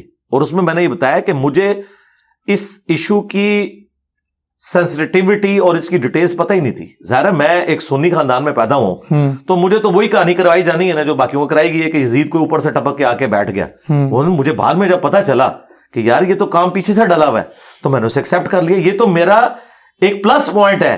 اب بھی اگر مجھے کوئی غلط چیز نظر آئے گی اپنے اندر تو میں رجوع کروں گا. میں نے تو کئی باتوں میں رجوع کیا ہے کہ یار یہ بات اس طرح نہیں تھی، اس طرح. آپ یہ بات کریں کہ جو اب میں بات کر رہا ہوں یہ لکھی نہیں ہوئی کہیں پہ.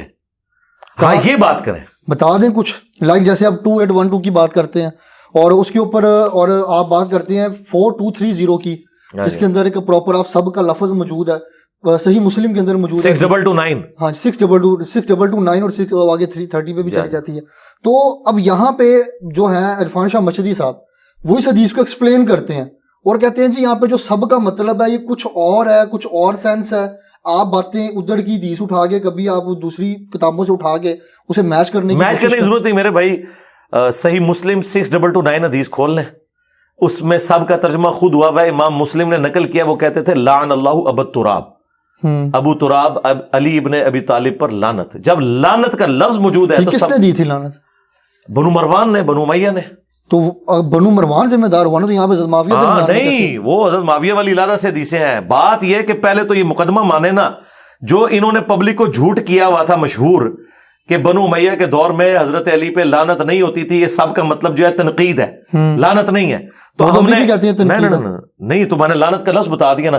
پہلے تو یہ معافی مانگے نا کہ انہوں نے صدیوں سے جھوٹ بولا ہے. امام مسلم لکھ کے گئے تھے. اگلی بات بھی ہم کریں گے. میں نے 10 حدیثیں مسلم شریف سے، بخاری شریف سے، ابو داؤد سے، سنن نسائی الکبریٰ سے، المستدرک الحاکم سے نقل کی ہیں کہ حضرت معاویہ کے دور میں بھی یہ سب و شتم ہوتا تھا، ان کی موجودگی میں بھی ہوا ہے. اب تو یہ مان گئے، یہ کہتے ہیں مغیرہ ابن شعبہ رضی اللہ تعالیٰ عنہ نے کیا ہے لیکن حضرت معاویہ نے نہیں کیا، ان کے سامنے ہوا ہے. ہم کہتے ہیں روکا کیوں نہیں؟ یہ پورے کا پورا سسٹم یہ سب کو پتا ہے اور اہل سنت تو نقل کرتے آئے ہیں. یہ جلال الدین سیوطی کو اتنا کوٹ کرتے ہیں، اس نے خود تاریخ الخلفاء میں یہ بات لکھی ہے کہ یہ سب کچھ ہوتا تھا، عمر بن عبدالعزیز نے ختم کروایا. یہ سب کا ترجمہ، یہ جو کہتے ہیں ہم تنقید کرتے ہیں، ہم تو اس سے آگے جا چکے ہیں.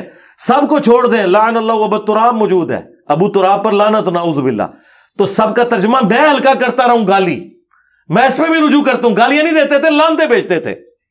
ہم کہتے ہیں جنہوں نے اہل بیت پہ لعنت بھیجی ہے نا ان پہ اللہ کی لعنت، اللہ کے فرشتوں کی لعنت، تمام لعنت کرنے والوں کی لعنت اور ان کے دفاع کرنے والوں پہ بھی لعنت. ان کا حشر بھی ان کے ساتھ ہو اور ہمارا حشر خلفائے راشدین اور اہل البیت کے ساتھ ہو. میں جنرل سٹیٹمنٹ دیتا ہوں، جسے فٹ اسے گفٹ. اچھا، علامہ خادم حسین حدیث صاحب ایک جملہ بولتے ہوتے تھے جن پہ اللہ راضی، ان کا رسول راضی. اللہ نے ازل میں دیکھا اپنے صحابہ جیسا دل نہیں پایا. ہاں بالکل، ہم تو آپ تو ڈائریکٹ صحابہ کی نہ صحابہ نہیں، 1-2 بندوں کا مسئلہ ہے. صحابہ 1 لاکھ سے زیادہ ہے. صحابہ کے قاتلین کے ہم خلاف ہیں، جو صحابہ کے دشمن ہیں. مثلا دیکھیں جی، کیا منکرین زکوٰۃ صحابہ نہیں تھے؟ زکوٰۃ کافر سے لی جاتی ہے مسلمان سے؟ مسلمان سے. تو حضرت ابو بکر صدیق نے جو منکرین زکوٰۃ کے خلاف تلوار اٹھائی ہے تو وہاں آپ حضرت ابو بکر صدیق کو کیوں نہیں کہتے کہ ایک صحابی نے دوسرے صحابی پہ تلوار کیوں اٹھائی ہے؟ کیا کہتے ہیں آپ؟ کہتے ہیں منکرین زکوٰۃ ریٹ آف دی گورنمنٹ کو انہوں نے چیلنج کیا ہے. ہم کیا کہتے ہیں؟ ہم حضرت ابو بکر کے ساتھ کھڑے ہیں. کہتے ہیں نا؟ بالکل کہتے ہیں. اچھا بس اب قائم رہنا ہے جی. جو کان ڈالے گا نا آپ نے خلیفہ راشد کے ساتھ کھڑا ہونا ہے نا، تھوڑی گڈی پینچر ہو جائے. آگے چلیں. حضرت عمر کے دور میں مسلمانوں نے ایسا سچ کوئی بغاوت نہیں کی ہے رومنز اور پرشینز کے خلاف. انہوں نے جنگیں لڑی. ہم کہتے ہیں حضرت عمر کے مخالفین کافر تھے، رومنز اور پرشین. اس سے آگے چلیں. حضرت عثمان غنی رضی اللہ تعالیٰ کے دور میں جو ان کے خلاف بلوائی کھڑے ہوئے، ہم انہیں بلوائی کہتے ہیں. اگرچہ ان میں صحابہ اور تابعین شامل ہیں لیکن ہم حضرت عثمان کو حق پہ مانتے ہیں کہ ان کو اس طریقے سے شہید نہیں کرنا چاہیے تھا. پروٹیسٹ کو جس لیول پہ وہ لے گئے کیونکہ بخاری میں آتا ہے وہ نمازیں پڑھاتے تھے مسجد میں. حضرت عثمان نے کہا ان کے پیچھے نمازیں پڑھو. اگر وہ یہودی ہوتے تو حضرت عثمان کہتے کہ ان کے پیچھے نماز پڑھو, اس کا مطلب وہ مسلمان تھے. صحیح بخاری 695 نمبر حدیث ہے. جب حضرت علی کی باری آئی ہے اور ان کے خلاف جو ریٹ آف دی گورنمنٹ کو چیلنج کر رہے ہیں, آج خادم رضوی صاحب کو یہ بات پتا ہے, چلے ان کا آپ نے ذکر کیا, میں انہی کا ذکر کرتا ہوں. خادم رضوی صاحب کو تو یہ بات پتا ہے کہ ختم نبوت کے ایشو پہ, جس کو میں اینٹی قادیانی ایشو کہتا ہوں, ختم نبوت تو وہ ہے جو چشتی رسول اللہ اشری رسول اللہ کو بھی غلط کہے. ختم نبوت کے ایشو پہ میں نے دھرنا جا کے اسلام آباد دینا ہے, لیکن حضرت علی کے جو مخالفین تھے وہ بجائے مدینہ شریف آ کے حضرت علی سے قصاص سے عثمان کو ڈیمانڈ کرنے کے, وہ خود کوفے اور بصرے میں چلے گئے ہیں جنگ لڑنے کے لیے. جب اس طرح کوئی ریٹ آف دی گورنمنٹ کو چیلنج کرے گا تو حضرت علی نے ان کے خلاف تلوار اٹھائی, اور احادیث میں نبی اسلام نے بشارت دی تھی المستدرک للحاکم میں, مسند احمد میں, کہ جس طرح میں نے کافروں کے خلاف تلوار اٹھائی ہے نا, تم میں ایک ایسا شخص بھی ہے جو مسلمانوں کے خلاف تلوار اٹھائے گا. حضرت ابوبکر نے کہا آنا یا رسول اللہ. آپ نے فرمایا نہیں, کیونکہ صحابہ تو اس کو آنر فیل کر رہے تھے کہ ہم بھی حضور کی سیٹ پہ بیٹھ کے یہ کام کریں گے. حضرت عمر نے کہا آنا. آپ نے فرمایا نہیں, بلکہ وہ شخص جو میری جوتیاں گانٹ رہا ہے, اور مولا علی جوتیاں گانٹ رہے تھے. نبی علیہ السلام پہلے کہہ کے گئے ہیں کہ مولا علی نے میرے بہاف کے اوپر مسلمانوں پہ تلوار سونتنی ہے. سورہ الحجرات کی آیت کے تحت کہ جب مسلمانوں کا گروہ باغی ہو جائے اس کے خلاف قتال کرو. وہ کافر نہیں, باغی. جب ان کی باری آتی ہے تو کہتے ہیں اپنی زبانیں بند رکھیں. جس دن یہ منکرین زکات کے خلاف اپنی زبانیں بند کر لیں گے, یہ حضرت عثمان کے مخالفین کے خلاف ان کو بلوائی کہنا چھوڑ دیں گے, یہ میں الزامی جواب دے رہا ہوں. ویسے اس دن ٹھیک ہے, ہم بھی حضرت علی کے مخالفین جو ہے نا ان کے بارے میں اپنی زبان بند کریں گے, لیکن یہ کبھی ہوگا نہیں انشاءاللہ تعالی. اس کی وجہ یہ ہے کہ جس کے خلاف میرے نبی نے ارشاد فرمایا کہ عمار کو باغی جماعت قتل کرے گی, عمار انہیں اللہ کی طرف بلائے گا, وہ دوزخ کی طرف بلا رہی ہوگی, میں اپنے نبی سے کیسے ٹکر لے لوں. صحیح بخاری 2812. لیکن وہ تو یہ کہتے ہیں کہ جی جو عمار بن یاسر رضی اللہ تعالیٰ عنہ کو باغی جماعت قتل کرے گی, وہاں پہ بات یہ ہے کہ رافضی کچھ شامل تھے اس جنگ میں. اب آپ جن کا نام لیتے ہیں وہ کہتے ہیں جی ان کو تو انہوں نے قتل کر وہ بھی کہتے ہیں یہ اسی طریقے کی کہانی ہے جو بغلوں میں بت رکھ کے آتے تھے. مسند احمد میں موجود ہے, ابو الغادیہ ایک صحابی تھے صلح حدیبیہ کے, انہوں نے عمار کو قتل کیا. وہ تو خود روتے تھے, مجھ سے عمار کا قتل ہو گیا. آپ کہاں سے وکالت کر رہے ہیں؟ حدیبیہ میں تو ان کا شجر کے نیچے ہاتھ, وہی بیعت ہوئی تھی. جی وہ جنتی ہو گیا. جی وہ جنت کی بشارت ملی نا, لیکن اس کے بعد ان سے غلط کام ہوا نا. وہ خود روتے تھے. کاش جو آپ مجھے مشورہ دے رہے ہیں آپ بھی ابو الغادیہ کو تسلی دیتے کہ حضرت کیوں رو رہے ہیں, آپ تو صحابہ شجرہ میں ہیں. لیکن وہ روتے تھے کہ چونکہ حضور نے فرمایا کہ عمار کا قاتل اور مال لوٹنے والا جہنم میں ہے, وہ روتے تھے کہ میرے اوپر یہ وعید فٹ ہو جائے گی. لیکن آپ ایک حدیث بیان کرتے ہیں, مجھے وہ ایگزیکٹ یاد نہیں ہے, اس کے اندر ایک جملہ ہے کہ وہ جب سر لے کر آتا ہے تو لوگ کہتے ہیں کہ ایک بندہ کہتا ہے میں نے قتل کیا, دوسرا بندہ کہتا ہے میں نے قتل کیا. اب شبہات تو یہ پیدا ہو گیا. نہیں, شبہات نہیں پیدا ہوئے, وہ ایک جھوٹ بول رہا تھا نا انعام لینے کے لیے. وہ نام لینے آئے تھے نا. تو آپ کو کیسے پتا؟ نہیں, وہ یہ دنیا میں ایسا ہی ہوتا ہے کہ جب آپ حکمران کے سامنے, اب مجھے بتائیں آپ کے سامنے کو عمار بن یاسر کا سر لے کے دو بندے آئے, نعوذ باللہ, آپ تو بھی نعوذ باللہ پڑھ رہے ہیں. اس نے نہیں نعوذ باللہ پڑھا جس کے سامنے وہ سر لے کے آئے تھے, اس کو بھی نعوذ باللہ پڑھنا چاہیے تھا نا. تو وہ ایک کہہ رہا ہے کہ سر میں نے مارا ہے, دوسرا کہہ رہا ہے میں نے مارا ہے. تو وہاں نعوذ باللہ پڑھنے والے ہمارے اسکول آف تھاٹ کے لوگ موجود تھے, عبداللہ بن عمر بن عاص. انہوں نے کہا کہ ایک دوسرے پہ ہی پھینکو, یہ جو حضرت معاویہ سے تم انعام لینے آئے ہو تم ایک دوسرے پہ ڈال دو, کیونکہ حضور نے فرمایا تھا عمار کو باغی جماعت قتل کرے گی اور عمار کا قاتل اور مال لوٹنے والا جہنم کی آگ میں ہے. یہ تو جہنم کما رہے ہو, تم انعام لینے آئے ہو, اللہ نے تو جہنم میں پھینکنا ہے جس نے عمار کو مارا ہے. تم بہتر یہ ہے کہ دوسرے پہ الزام لگاؤ, انعام لینے آئے تھے, انہیں تو پتہ ہی نہیں تھا کتنا سینسٹیو میٹر ہے. اچھا, عبداللہ بن عمر عاص کے بارے میں بھی آپ کبھی کہتے ہیں جی وہ حضرت علی نے ان پہ قنوت نازلہ پڑھی, وہ عمر بن عاص پہ. عبداللہ بن عمر بن عاص جو ہے نا وہ تو الحمدللہ شیعہ علی تھے, ان کے بیٹے. ہاں ان کے بیٹے, ان کو تو سمجھ آ گئی تھی نا. ان کے بارے میں تو مسلم شریف میں 4776 نمبر حدیث ہے کہ ایک بندہ کہتا ہے کہ آپ ہمیں کہہ رہے ہیں امیر اطاعت کی کرو امیر کی, اور آپ کے چچا کا لڑکا معاویہ ہمیں کہتا ہے ہم حرام خوری کریں, لوگوں کو ناحق قتل کریں, ہم اللہ کی بات مانیں سورہ نساء آیت نمبر 29, یا آپ کے چچا زاد کی بات مانیں. تو وہ سر جھکا کے تھوڑی دیر بعد کہتے ہیں کہ معاویہ کی اطاعت کرو ان کاموں میں جس میں اللہ اس کے رسول کے مطابق چلائیں, اور جس میں وہ خلاف چلیں تم اس کی مخالفت کرو. عبداللہ بن عمر بن عاص تو ماشاء اللہ تعالیٰ پوری گیم سمجھ گئے ہوئے تھے. انہوں نے کوئی میری ویڈیو نہیں دیکھ کے یہ بات کی. اگر انہوں نے ان لوگوں کی ویڈیوز دیکھی ہوتی تو کہتے ہیں کہ صحابہ کے بارے میں زبان بند کرو, کیونکہ وہ سوال کرنے والا تابعی تھا. لیکن انہوں نے کہا, ان کو پتا چل گیا ابھی کام ڈلا ہوا ہے. یہ اگر حضور نے اپنی بیٹی کے بارے میں کہا کہ میری بیٹی فاطمہ بھی چوری کرے اس کے ہاتھ کٹیں گے, تو باقی کسی کی کیا مجال ہے؟ یہ بات کدھر جائے گی؟ خدا نے ازل میں دیکھا اپنے نبی کے ساتھیوں جیسا دل نہیں پایا, تو پھر یہ بات کدھر چلے جائے گی اگر ہم یہ چیزیں کریں گے؟ وہ ساتھی ہم مانتے ہیں نا، حضرت ابوبکر، عمر، عثمان و علی مہاجرین ساتھی ہیں نا جی، یہ ساتھی ہیں نا، تو وہ قرآن نے بتا دیا کہ ساتھی 3 قسم کے ہیں. ٹھیک ہے، قرآن جی سورہ توبہ کی آیت نمبر 100، 101 اور 102 کہ نبی علیہ السلام کے جو ساتھی ہیں وہ 3 قسم کے ہیں. والسابقون الاولون من المہاجرین والانصار، جو سبقت لے گئے شروع میں جو اہل ایمان تھے، مہاجرین میں بھی اور انصار میں بھی. دوسرا فرمایا پکے منافق ہیں لیکن نمازیں پڑھتے تھے، جنہیں تم نہیں جانتے اللہ انہیں جانتا ہے، ایسے پکے منافق ہیں. وہ تو چھوڑ دیں، وہ ہمیں نہیں پتا، ساتھیوں میں ہیں، قانوناً وہ بھی صحابی ہیں. قانون اس لیے صحابی ہیں کہ ہمیں پتہ نہیں ہے نا، ہم تو انہیں ظاہر ہے. آپ مجھے بتائیں ایک بندہ حضور کے پیچھے نماز پڑھ رہا ہے تو آپ اسے کافر تو نہیں سمجھیں گے، مسلمان نہیں سمجھیں گے نا، اس زمانے میں صحابی ہوگا، بریلوی دیوبندی اہل حدیث شیعہ تو نہیں ہے. اور تیسرا فرمایا ملے جلے اعمال کرنے والے ہیں، اللہ تعالیٰ ان قریب انہیں دیکھے گا. تو یہ ملے جلے اعمال کرنے والے ہیں. قرآن میں 3 کیٹیگریز ہیں، یہ پکڑ کے سب پہ رضی اللہ عنہ لگاتے ہیں. قرآن نے رضی اللہ عنہ اور رضوا عنہ انہیں کہا ہے کہ جو سابقون الاولون اور احسان سے ان کی پیروی کرنے والے ہیں، جو ان کے قاتلین ہیں وہ کیسے رضی اللہ عنہ ہو جائیں گے؟ لیکن اب دیکھیں نا، آپ کیسے فیصلہ کر سکتے ہیں اس چیز کا؟ ہم نے نہیں فیصلہ کیا، اللہ کے نبی کر گئے نا فیصلہ.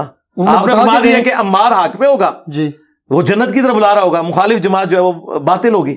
تو آپ جو جماعت ہے اسے باطل سمجھتے ہیں کیونکہ رسول اللہ نے فرمایا جملہ تو دوزخ میں، دوزخ کی طرف بلانے والی جماعت، دوزخ کی نہیں، دوزخ کی طرف بلانے والی. ہاں، تو مسلمان اکثر کام وہی کر رہے ہیں جو دوزخ کی طرف لے جانے والے ہیں، لیکن ہم انہیں دوست کی نہیں کہتے. جھوٹ بولنا کیا ہے؟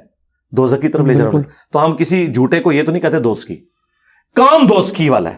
ظاہر خلیفہ وقت کے خلاف کھڑا ہونا، قرآن نے تو کہا تلوار سے ان کو سیدھا کرو جو خلیفہ وقت کے خلاف کھڑے ہوں، کیونکہ وَأُولِي الْأَمْرِ مِنْكُمْ کے تحت ہے. یہ جو یہ کہانی ڈالتے ہیں نا کہ دونوں طرف صحابہ ہی تھے وہ لڑے، یار وہ کہتے ہیں بھائی تھے، دونوں بھائی تھے جی، بھائی ہوتے تو بھائی آپس میں لڑ نہیں پڑتے، بڑا بھائی چھوٹے بھائی کے ساتھ لڑ پڑتا. تو یہ اس میں تو بس ٹھیک ہے، جو بڑا بھائی تھا نا اس نے قنوت نازلہ پڑھی ہے، ہم تو بڑے بھائی کے ساتھ ہیں، تو ہم پھر قنوت نازلہ پڑھنی شروع کر دیں. اب بڑے بھائی کی سنت پہ عمل کریں. حضور نے تو کہا علیکم بسنتی و سنت الخلفاء الراشدین المہدیین، ٹھیک ہے نا. اور دوسرا نبی علیہ السلام نے فرمایا، صحیح مسلم کی حدیث ہے، جب ایک امیر کی بیعت ہو جائے جو اس کے خلاف کھڑا ہو اسے قتل کر دو. حضرت علی کی بیعت ہو چکی تھی، حضرت علی کی بیعت انہی صحابہ نے کی ہے جنہوں نے ابوبکر، عمر، عثمان کو خلیفہ چنا ہے.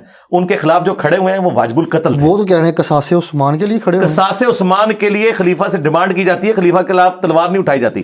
مثلا خدا نہ خواستہ آپ کے بھائی کو یا والد کو کوئی قتل کر دے تو آپ کیا پارٹی اور جتھا بنا کے سپریم کورٹ پہ حملہ کریں گے یا سپریم کورٹ میں ریٹ فائل کریں گے؟ اور پھر سپریم کورٹ میں حضرت علی جیسا بندہ ایماندار بیٹھا ہوا ہو، پھر تو کوئی گنجائش ہی نہیں ہے. پارٹی اور جتھا بنانا تو یہ تو ریٹ آف دی گورنمنٹ کو چیلنج کرنے والی بات ہے. صحیح. ہاں، ہمیں اس جنگ سے اختلاف ہے. صرف وہ یہ کرتے نا قانون ہاتھ میں نہ لیتے، جس طرح حضرت عثمان کے مخالفین نے قانون ہاتھ میں نہیں لیا تھا، صرف گھیراؤ کیا تھا، پھر بعد میں انہوں نے ایکٹیویٹی پرفارم کی. جب تک وہ ٹھیک تھے ہم انہیں ٹھیک مانتے ہیں کہ یار ان کا احتجاج تھا، حضرت عثمان نے بھی نہیں روکا کیونکہ وہ صحابہ تھے. اس میں کئی صحابہ جو ہیں وہ اصحاب شجرہ میں شامل تھے، وہ صحابہ تھے. لیکن جب انہوں نے قتل کیا ان میں سے کسی بندے نے تو وہ ایکٹیویٹی غلط ہو گئی. کیا اس بندے کو کوڈ کیا گیا کہ وہ بندہ کون تھا؟ نہیں، ظاہر ہے کہ معلوم تھا. میرا بھائی آج کے زمانے میں جب سی سی ٹی وی کیمرے ہیں تو قاتل کا پتہ نہیں چلتا، اس زمانے میں تو پتہ ہی نہیں چلتا. پوری جماعت کو تو نہیں مارا جا سکتا. اچھا، یہاں پر ایک اور بڑا حفاظت کرنے والے معلوم ہے کون تھے، حسن و حسین تھے. اچھا، یہاں پہ جتنی ویڈیوز آپ ہی ہم دیکھتے ہیں، ایک فیل ہوتا ہے کہ جیسے نا کوئی رافضی بیٹھ کے نا اپنے اسٹیج کے اوپر لگا ہوا ہے، اور یہ ایک فیلنگ ایک آتی ہے کیونکہ جب باغ فدق کی بات آتی ہے، آج سے 6 سال پہلے آپ نے کہا تھا کہ میں ایک کلپ بناؤں گا اور جیسے میں پورا ڈیٹیل سے سرچ کر کے چیز نکال کے لاتا ہوں، میں 4-5 گھنٹے 6 گھنٹے کا کوئی کلپ بناؤں گا. وہ 6 سال گزر گئے ہیں.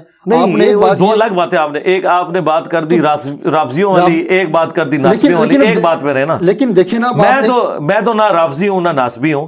میں تو الحمدللہ اہل سنت کے منہج پہ ہوں، کتاب و سنت کا ماننے والا ہوں اور اسی کو لے کے آگے چل رہا ہوں. اب یہ رہ گیا کہ میں کوئی رافضیوں والی بات کرتا ہوں. رافضیوں والی بات اس دن ہوگی جب میں کوئی ایسی بات کروں جو قرآن بخاری مسلم میں نہ لکھی ہو.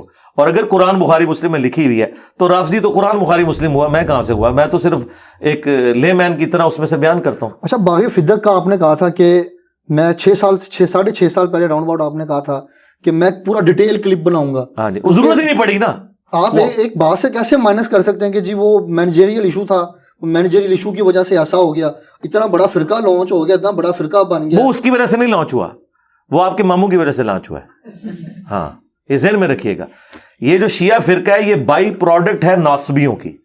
جب شیعہ نے علی پہ مظالم ہوئے بنو امیہ کے دور میں, حضرت علی پہ لعنتیں کی گئیں, تو وہ غصہ جمع ہوتے ہوتے ہوتے یہ اینڈ رزلٹ نکلا. جس طرح میں آج آپ کو بتاتا ہوں کہ آپ کے ایکس آرمی چیف نے جاتے ہوئے آخری تقریر کی ہے کہ 70 سال سے فوج قربانیاں دے رہی ہیں, لیکن دنیا میں سب سے زیادہ گالیاں ہماری فوج کھاتی ہے, باوجود اس کے کہ سب سے زیادہ قربانیاں ہم لوگ دیتے ہیں. تو انہوں نے کیا کہا کہ اس کی ریزن یہ تھی کہ ہم پالیٹکس میں دخل دیتے تھے, اب ہم نہیں دیں گے. یہی کہا نا انہوں نے. تو انہوں نے ایک ریزن بتائی کہ یہ ایک دن میں نہیں ہوا, 70 سال کا غصہ جمع ہوا ہے, جو اینڈ میں آج اس حالت میں نکلا ہے کہ اس وقت پاکستان کی کوئی پولیٹیکل جماعت 2 بول ہمدردی کے فوج کے لیے بولنے کے لیے تیار نہیں ہے. اس کی وجہ ان کی پالیسیز ہے پیچھے کی. اب انہوں نے ٹھیک کیا نا, تو اب ذرا رکو, ذرا صبر کرو, آگے چلو, اتنی جلدی تو نہیں ہوگا. تو یہ جو اس وقت اینٹی فوج بیانیہ آیا ہے نا, یہ بائی پروڈکٹ ہے اس کا جو انہوں نے لچ تل کے رکھا 70 سال تک پالیٹکس میں.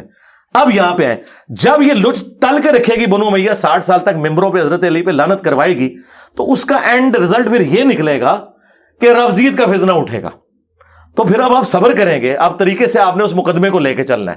اس مقدمے کو لے کے چلیں گے اور ان کو بتائیں گے کہ یہاں پہ معاملہ مس ہینڈل ہوا, یہاں پہ آپ کا موقف غلوب پہ مبنی ہے, جس طرح ہم نے بتایا. ہماری اس پلیٹ فارم کے ساتھ کتنے لوگ اٹیچ ہیں. آپ باغ فدق کی بات کریں, لفظ فدق ہوتا ہے زبر کے ساتھ, فدق, ہاں یہ یاد رکھنا ہے. یہ مولوی والی غلطی نہیں نکالی, میں چاہ رہا ہوں کیونکہ ایک پلیٹ فارم ہے, ایک اچھی بات لوگوں تک چلے. یہ باغ فدق کا یا جاگیر فدق بیسیکلی اس کا جو ایشو ہے نا, اس کو میں نے to cut the story short یہ کیا تھا کہ at the end of the day سیدنا علی رضی اللہ تعالیٰ عنہ بقول شیعہ کے امت کے وسیع تر مفاد میں اس فیصلے پہ خاموش ہو کے ایکسیپٹ کر لیتے ہیں اسے, اور بقول اہل سنت کے وہ اس فیصلے کو درست سمجھتے ہوئے ایکسیپٹ کر لیتے ہیں. دونوں نے یہ مان لیا کہ ایکسیپٹ کر لیا. کس نے؟ مولا علی نے. اب مولا علی نے ایک فیصلے کو ایکسیپٹ کیا, پوری زندگی انہوں نے حضرت ابوبکر یا حضرت عمر کے ساتھ اس معاملے میں کوئی لڑائی نہیں کی. تو آج 1400 سال کے بعد جو ایشو پہلے ریزالو ہو چکا تھا اس کو دوبارہ سے اٹھانے کی ضرورت نہیں ہے. اب اس پہ ہمارے پہ اگر کوئی آرگومنٹ کرتا ہے نا کہ صحابہ کرام کی جو جنگیں ہوئی تھی اس کو کیوں آپ اٹھاتے ہیں, اس لیے کہ وہ ریزالو نہیں ہوئی تھی, کیونکہ حضرت علی نے کہا ہے کہ قیامت کے دن معاویہ اور میرے درمیان فیصلہ ہوگا. میں نے معاویہ کو معاف نہیں کیا, لیکن ابو بکر عمر کے کیس میں حضرت علی نے ان کی خلافت کو ایکسیپٹنس دی ہے.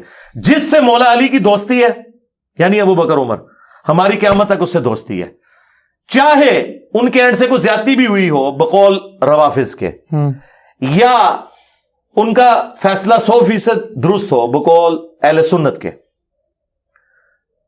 تب بھی اینڈ رزلٹ یہ ہے کہ حضرت علی نے کمپرومائز کیا, ہم کمپرومائز کرتے ہیں. اس میں سے نکالنے کی کوئی فائدہ نہیں ہے. نہیں, یہاں پر آپ نے ایک وہ کوٹ کی تھی, میرے ذہن میں آ رہی ہے کہ باغ فدق کا جو واقعہ آئی تھنک سو بان ابی یاش ایسا نہیں, وہ تھا حضرت فاطمہ کی شہادت. ہاں, جھوٹی, وہ تو جھوٹ ہے نا. تو وہ شیعہ کے بہت بڑے عالم, انہوں نے 40 ریفرنس دائر کیے ہوئے ہیں.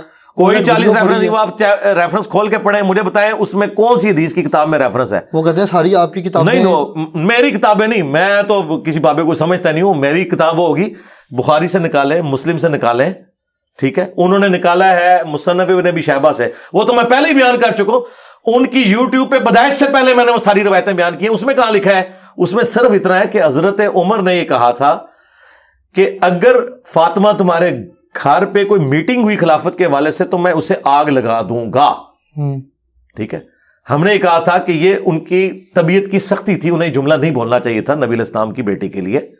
لیکن اس سے یہ کیسے ثابت ہو گیا کہ انہوں نے آگ لگا دی ہے؟ وہ جو آگ لگا دی ہے نا, وہ تو اس طرح, وہ تو کئی بار بندہ اپنی بیوی کو کہتا ہے کہ میں تجھے چھوڑ دوں گا, اور بیوی کہتی ہے کہ میں تمہیں نبڑ لواں گی.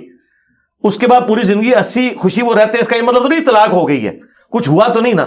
جو ہونے والا ہے نا, یہ نکالتے ہیں تاریخ کی جھوٹی کتابوں سے. ابان بن ابی عیاش, جس کو امام مسلم نے لکھا ہے, کذاب ہے, ٹھیک ہے. علامہ جو خوئی تھے انہوں نے بھی کہا ہے کہ یہ ضعیف ہے. انہوں نے, بلکہ اب تو کئی شیعہ کے بڑے علماء بھی اس چیز کو مانتے ہیں. لیکن at the end of the day میں ان ساری روایتوں کہتا ہوں سائڈ پہ رکھیں. کیا حضرت علی کسی ایسے خلیفہ کے ساتھ کمپرومائز کر سکتے تھے جس نے ان کی بیوی کو قتل کیا ہوا تھا, اور اس سے بڑھ کے اس خلیفہ کو اپنی بیٹی دے دیں؟ اسی بیوی کی بیٹی ام کلثوم, جس کی ماں کو بقول ان کے حضرت عمر نے قتل کیا تھا, وہ کیسے عقد میں دیں گے؟ اور یہ شیعہ بھی مانتے ہیں کہ ام کلثوم عقد میں دی ہوئی تھی, وہ مانتے ہیں. وہ کہہ اس رہے ہیں کی زبردستی ہوئی ہے. جی زبردستی ہوئی ہے. تو میں کہتا ہوں پھر حضرت علی شیر خدا تو نہ ہوئے, بات تو ختم ہو وہ گئی. پھر کہتے ہیں کربلا کے اندر بھی تو امام حسین علیہ السلام کے ساتھ ظلم ہوا ہے نا, نہیں تو وہاں پہ بھی ہو سکتا ہے. نہ, یہ دو باتیں الگ ہیں. حضرت علی علیہ السلام شیر خدا, ٹھیک ہے, بالکل کوئی شک نہیں. تو وہ حضرت علی کے اوپر کربلا کیوں نہیں ہوئی کہ وہ لڑتے اور شہید ہو جاتے؟ نہیں ہوئی نا. یہ تو ان کے لیے سوال ہے نا. جی سوال ہے نا, ٹائم قیامت تک جواب دو کہ حضرت علی نے کربلا کیوں نہیں بنوائی اپنے لیے ابو بکر عمر سے لڑائی کر کے. اس کا مطلب یہ ہے کہ وہ اس کو صحیح سمجھتے تھے جو انہوں نے کیا. حضرت حسین علیہ السلام کی شہادت اس بات کا ثبوت ہے کہ وہ سسٹم کو صحیح نہیں سمجھتے تھے. یہی تو ہم کہہ رہے ہیں, جہاں سسٹم صحیح ہے وہاں درست ہے. یہاں پہ جہاں تک صلح حسن کا تعلق ہے, اس کی وجہ سے جو اہل سنت نے پلی لی ہوئی ہے وہ بھی بالکل غلط ہے, اور جو شیعہ کا موقف ہے وہ بھی بالکل غلط ہے. اہل سنت کی پلی یہ ہے کہ صلح حسن کا مطلب یہ ہے کہ حضرت حسن نے حضرت میر معاویہ کو لیجیٹمائز خلیفہ مان لیا. نہیں, انہوں نے امت کے مفاد میں ان کے ساتھ صلح کی شرائط کے اوپر. لیکن صلح تو کی نا, جن کے ساتھ جنت کا شہزادہ صلح کر رہا ہے. جی ہاں, جنت کا شہزادہ صلح کر لے, ہماری صلح ہی ہے الحمدللہ. میں حسینی ہوں نا, تو حسین نے حضرت معاویہ کے 20 سال میں کوئی تلوار نہیں حضرت حسین نے اٹھائی معاویہ بن ابی سفیان رضی اللہ تعالیٰ کے خلاف. ہماری صلح ہے. لیکن جب وہ صلح کرنے والا اپنی صلح کی شرط توڑ دے پھر کیا ہوگا؟ تو وہ شرط جب ٹوٹی, شرط کیا تھی کہ اپنے بعد تم امت کو شورا پہ چھوڑو گے. انہوں نے اپنے بیٹے کو نامزد کیا, حضرت حسین علیہ السلام میدان جنگ میں اترے. ٹھیک ہے, یہ اس پوری بات کو سمجھیں. جہاں تک صلح تھی وہاں تک صلح, اور وہ بھی اس صلح کا بھی عالم ہے. وہ تو کہتے ہیں بیٹا اپنی مرضی سے ہی اس نے سارے یہ پوری بات تو مکمل ہو لیں میرے بھائی. آپ چھیڑ رہے ہیں پی ایچ ڈی تھیسیز اور مجھے کہہ رہے ہیں کہ استنجے کے پتھر کتنے ہیں, وہ تو میں آپ کو دو بتا دوں گا. ہم نے پی ایچ ڈی تھیسیز ہے, یہ پورا ایک مقدمہ ہے. جی اس مقدمے کو سمجھیں. تاریخ ابن کثیر میں حضرت حسین ابن علی کا خط ہے جو معاویہ ابن ابی سفیان کے نام انہوں نے لکھا ہے کہ میں اللہ سے ڈرتا ہوں کہ میں اللہ کو کیا منہ دکھاؤں گا کہ شریعت کے خلاف جو تیرے دور ملوکیت میں کام ہو رہے ہیں اور میں خاموش ہوں, اس طرح کا پروٹیسٹ نہیں کر رہا. میں اپنے بھائی کی صلح پہ آج بھی قائم ہوں, لیکن جو تم نے میرے بھائی کے ساتھ کمٹمنٹ کیا اسے پورا کرنا. اس میں ایک کمٹمنٹ یہ تھی کہ مرنے کے بعد امت کو شورا کے حوالے کرو گے, وہ اس نے کمٹمنٹ پوری نہیں کی. اس لیے حضرت حسین ابن علی میدان عمل میں نکلے, پھر حضرت حسین ابن علی شہید ہوئے. اب میں آپ سے ایک سوال کرتا ہوں, کیا امام حسن نے اس لیے صلح کی تھی کہ ان کے چھوٹے بھائی کو اس طرح قتل کر دیا جائے؟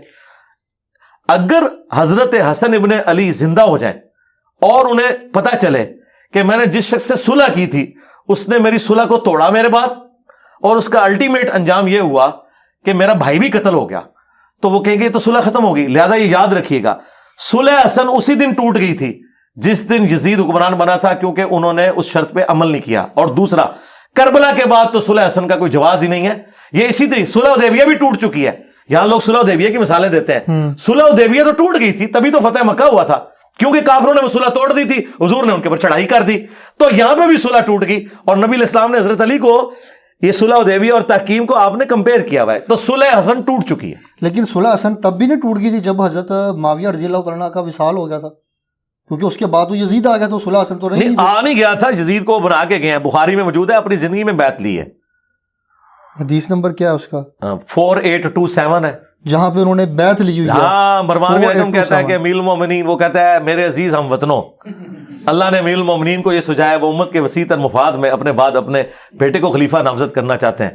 تو آپ کھول کے پڑھ لیں بخاری میں, اور تفسیر ابن کثیر میں سورۃ الاحقاف کی آیت نمبر 17 کے کانٹیکسٹ میں ابن کثیر نے پورا وہ واقعہ بخاری اور باقی ساری حدیث کی کتابوں سے جمع کیا ہے کہ عبد الرحمن بن ابی بکر کھڑے ہوتے ہیں کہ تیرا امیر المومنین تو چاہتا ہے کیسر و کسرا کے طریقے پہ چلے, ابو بکر عمر کے طریقے پہ نہیں.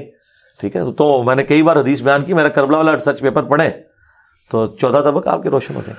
اب اس سے باہر نکلے, کوئی اور بات کریں. تو ہم نے الحمدللہ ریزالو کر دیا. ایک موٹیویشن اسپیکر ہے ساحل ادیم صاحب, وہ کہتے ہیں جی انجینئر محمد علی مرزا کو جو تصوف ہے وہ سمجھ ہی نہیں آیا, اور وہ بیچارے کی غلطی یہ ہے کہ اس کو تصوف سمجھ نہیں آیا, اس لیے وہ بار بار یہ باتیں کرتا ہے, چشتی رسول اللہ اور یہ ساری باتیں. نہیں, تو اس کا تو بڑا خطرناک مطلب ہے, آپ کسی پہ جھوٹ نہ باندھیے گا.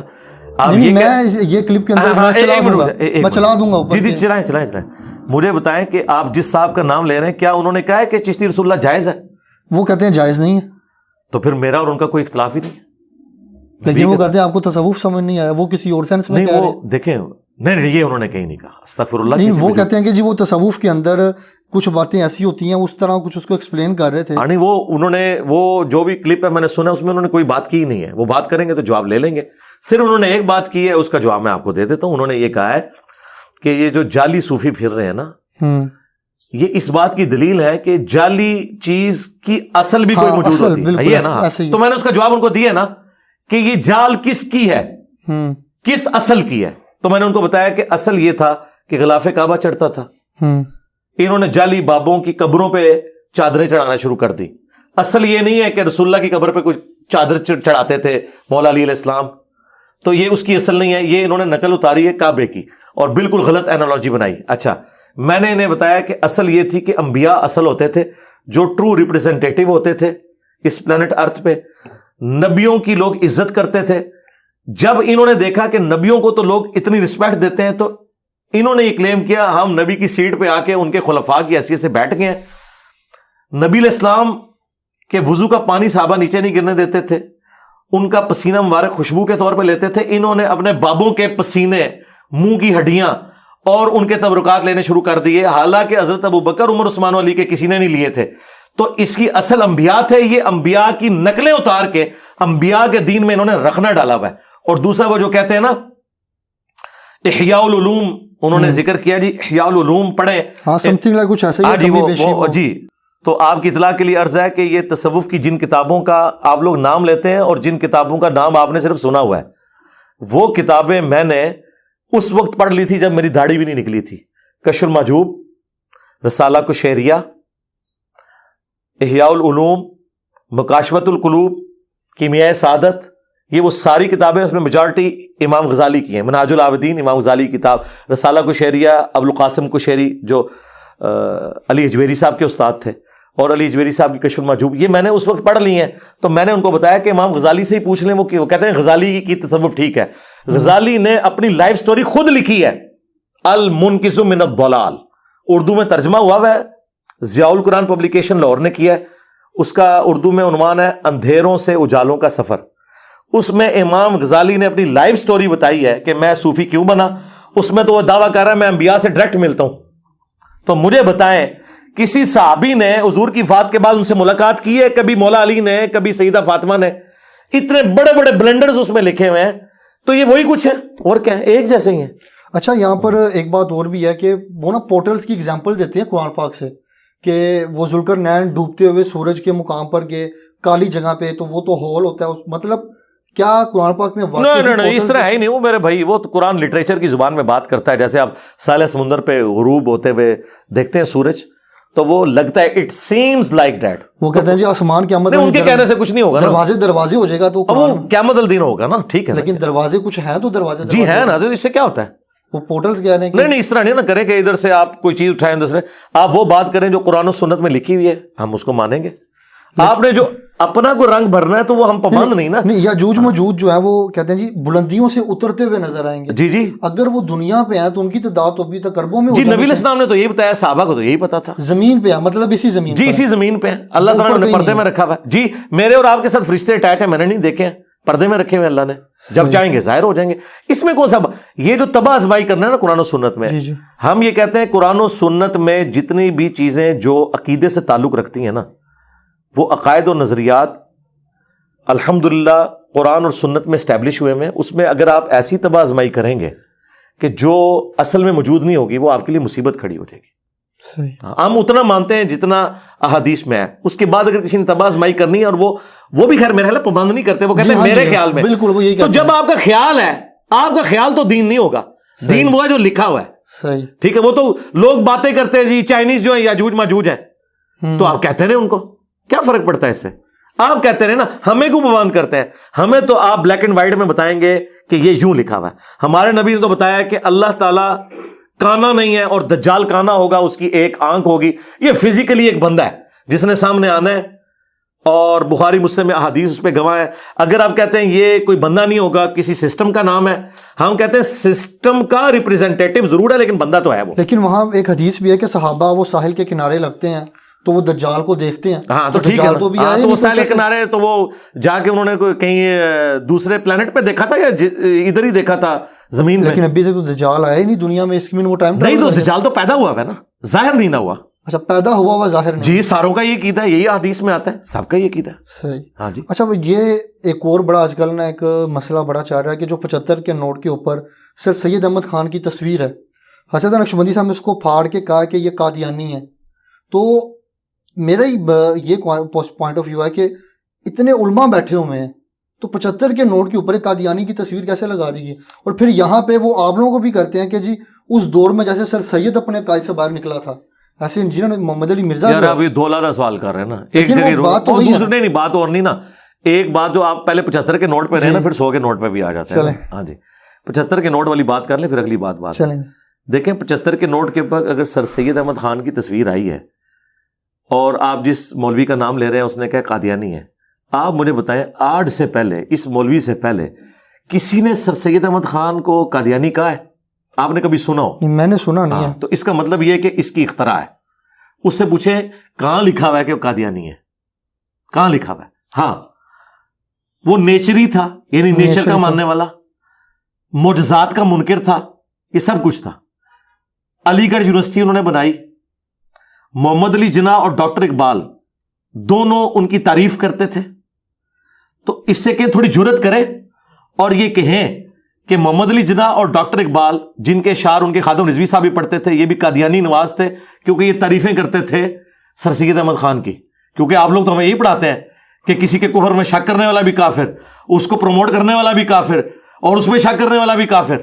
تو پھر صرف اس طرح نہ وہ محمد علی جناح پہ بھی آئے, جو کئی لوگ کہتے ہیں وہ شیعہ ہیں, تو آئے ان کے اوپر بھی. یار ان چیزوں سے باہر نکلیں, جس کی جو کنٹریبیوشن ہے اس کو ایکسیپٹ کریں. سر سید احمد خان سے میرے بہت زیادہ اختلافات ہیں, جس طرح میرے احمد بریلوی اور شریف تھانوی صاحب سے اختلافات ہیں. وہ بھی من مانی تعویلات کرتا تھا قرآن کی اور احادیث کی, یہ لوگ بھی کرتے تھے. اگر یہ رحمت اللہ علیہ ہے تو وہ بھی کسی کا رحمت اللہ علیہ ہوگا. ٹھیک ہے نا جی. بات تو یہ ہے کہ جرم تو ایک طرف ہی ہے, یعنی ایک طرف کے لوگ اسے جرم مانتے ہیں, دوسرے اس کی تعریف کر دیتے ہیں. تو اس بنیاد کے اوپر اگر آپ نے تصویر ہٹانی ہے, اور اگلی بات, نہ علامہ اقبال کی داڑھی ہے اور نہ محمد علی جناح کی داڑھی ہے, تو بغیر داڑھی والوں کی تصویریں کیوں لگی ہوئی ہیں نوٹ کے اوپر؟ یہ میں پھکی اینٹی وینم الزامی جواب دے رہا ہوں. یہ رہا ان چیزوں سے باہر نہیں. میں تو کہتا ہوں جس کافر نے بھی پاکستان بنانے کو کنٹریبیوٹ کیا ہے نا, کوئی حرج نہیں ہے کہ پاکستان کے نوٹ کے اوپر اس کی تصویر بھی ڈالی جائے, وہ اس کی کنٹریبیوشن ہے. عقائد وہ اپنے ساتھ لے گیا. پاکستانی فوج میں کئی کرسچنز ہیں جنہوں نے جان دی ہے پاکستان بچانے کے لیے. ہاں ہم ان کی آخرت کے حوالے سے کوئی ان کو سال ثواب یا دعائے مغفرت نہیں کر سکتے, لیکن یہ تو نہیں کہہ سکتے کہ ان کی پاکستان کے لیے کنٹریبیوشن نہیں ہے. آپ کو پتا ہے پاکستان تو جو سندھ اسمبلی ہے اس میں ایک کرسچن تھا جس کے ایک ووٹ کی وجہ سے یہ پاکستان کا حصہ بنا, اور اس نے پاکستان کے حق میں ووٹ دیا تھا. اگر وہ ادھر ووٹ دے دیتا تو یہ ادھر چلا جاتا. تو چھوڑ دیں یار, یہ ان چیزوں سے باہر نکلیں. یہ تو ایک فرقے کو نہیں, ان کو چھوڑیں, سر سید احمد خان کو چھوڑ دیں. کیا بریلوی اشرف تھانوی صاحب کی تصویر ماننے کے لیے 75 کے نوٹ پہ تیار ہوں گے؟ اور دیوبندی جو ہے وہ احمد بریلوی کی تصویر ماننے کے لیے تیار ہیں. اور تھوڑے اپنے باویاں دی اتنی اوقات نہیں کہ انہوں نے کروڑا لوگ ایکسیپٹ کرن, تو چھوڑ دو یار, کیا فرق پہنتا ہے. ٹھیک ہے. بہرحال ناظرین کرام, ہمارے ساتھ انجینئر محمد علی مرزا, ان کے اوپر جتنے الزامات لگائے گئے اور جہنمی اور جہلمی, ان سے کچھ گفتگو کی, اور کیا پوائنٹ آف ویو تھا جو بھی تھا کمنٹ باکس میں رہ کے ظاہر کریں. اور جتنے بھی معاملات, جتنی بھی اس کے کلپس بنیں گے آگے, اور اس میں جو کچھ بھی ہوگا, جو بھی آپ کی رائے کمنٹ باکس میں کرے, اپنا خیال کیے گا. اللہ حافظ. پاکستان زندہ باد, اسلام زندہ باد, پاک فوج پائندہ باد. جزاک اللہ خیر.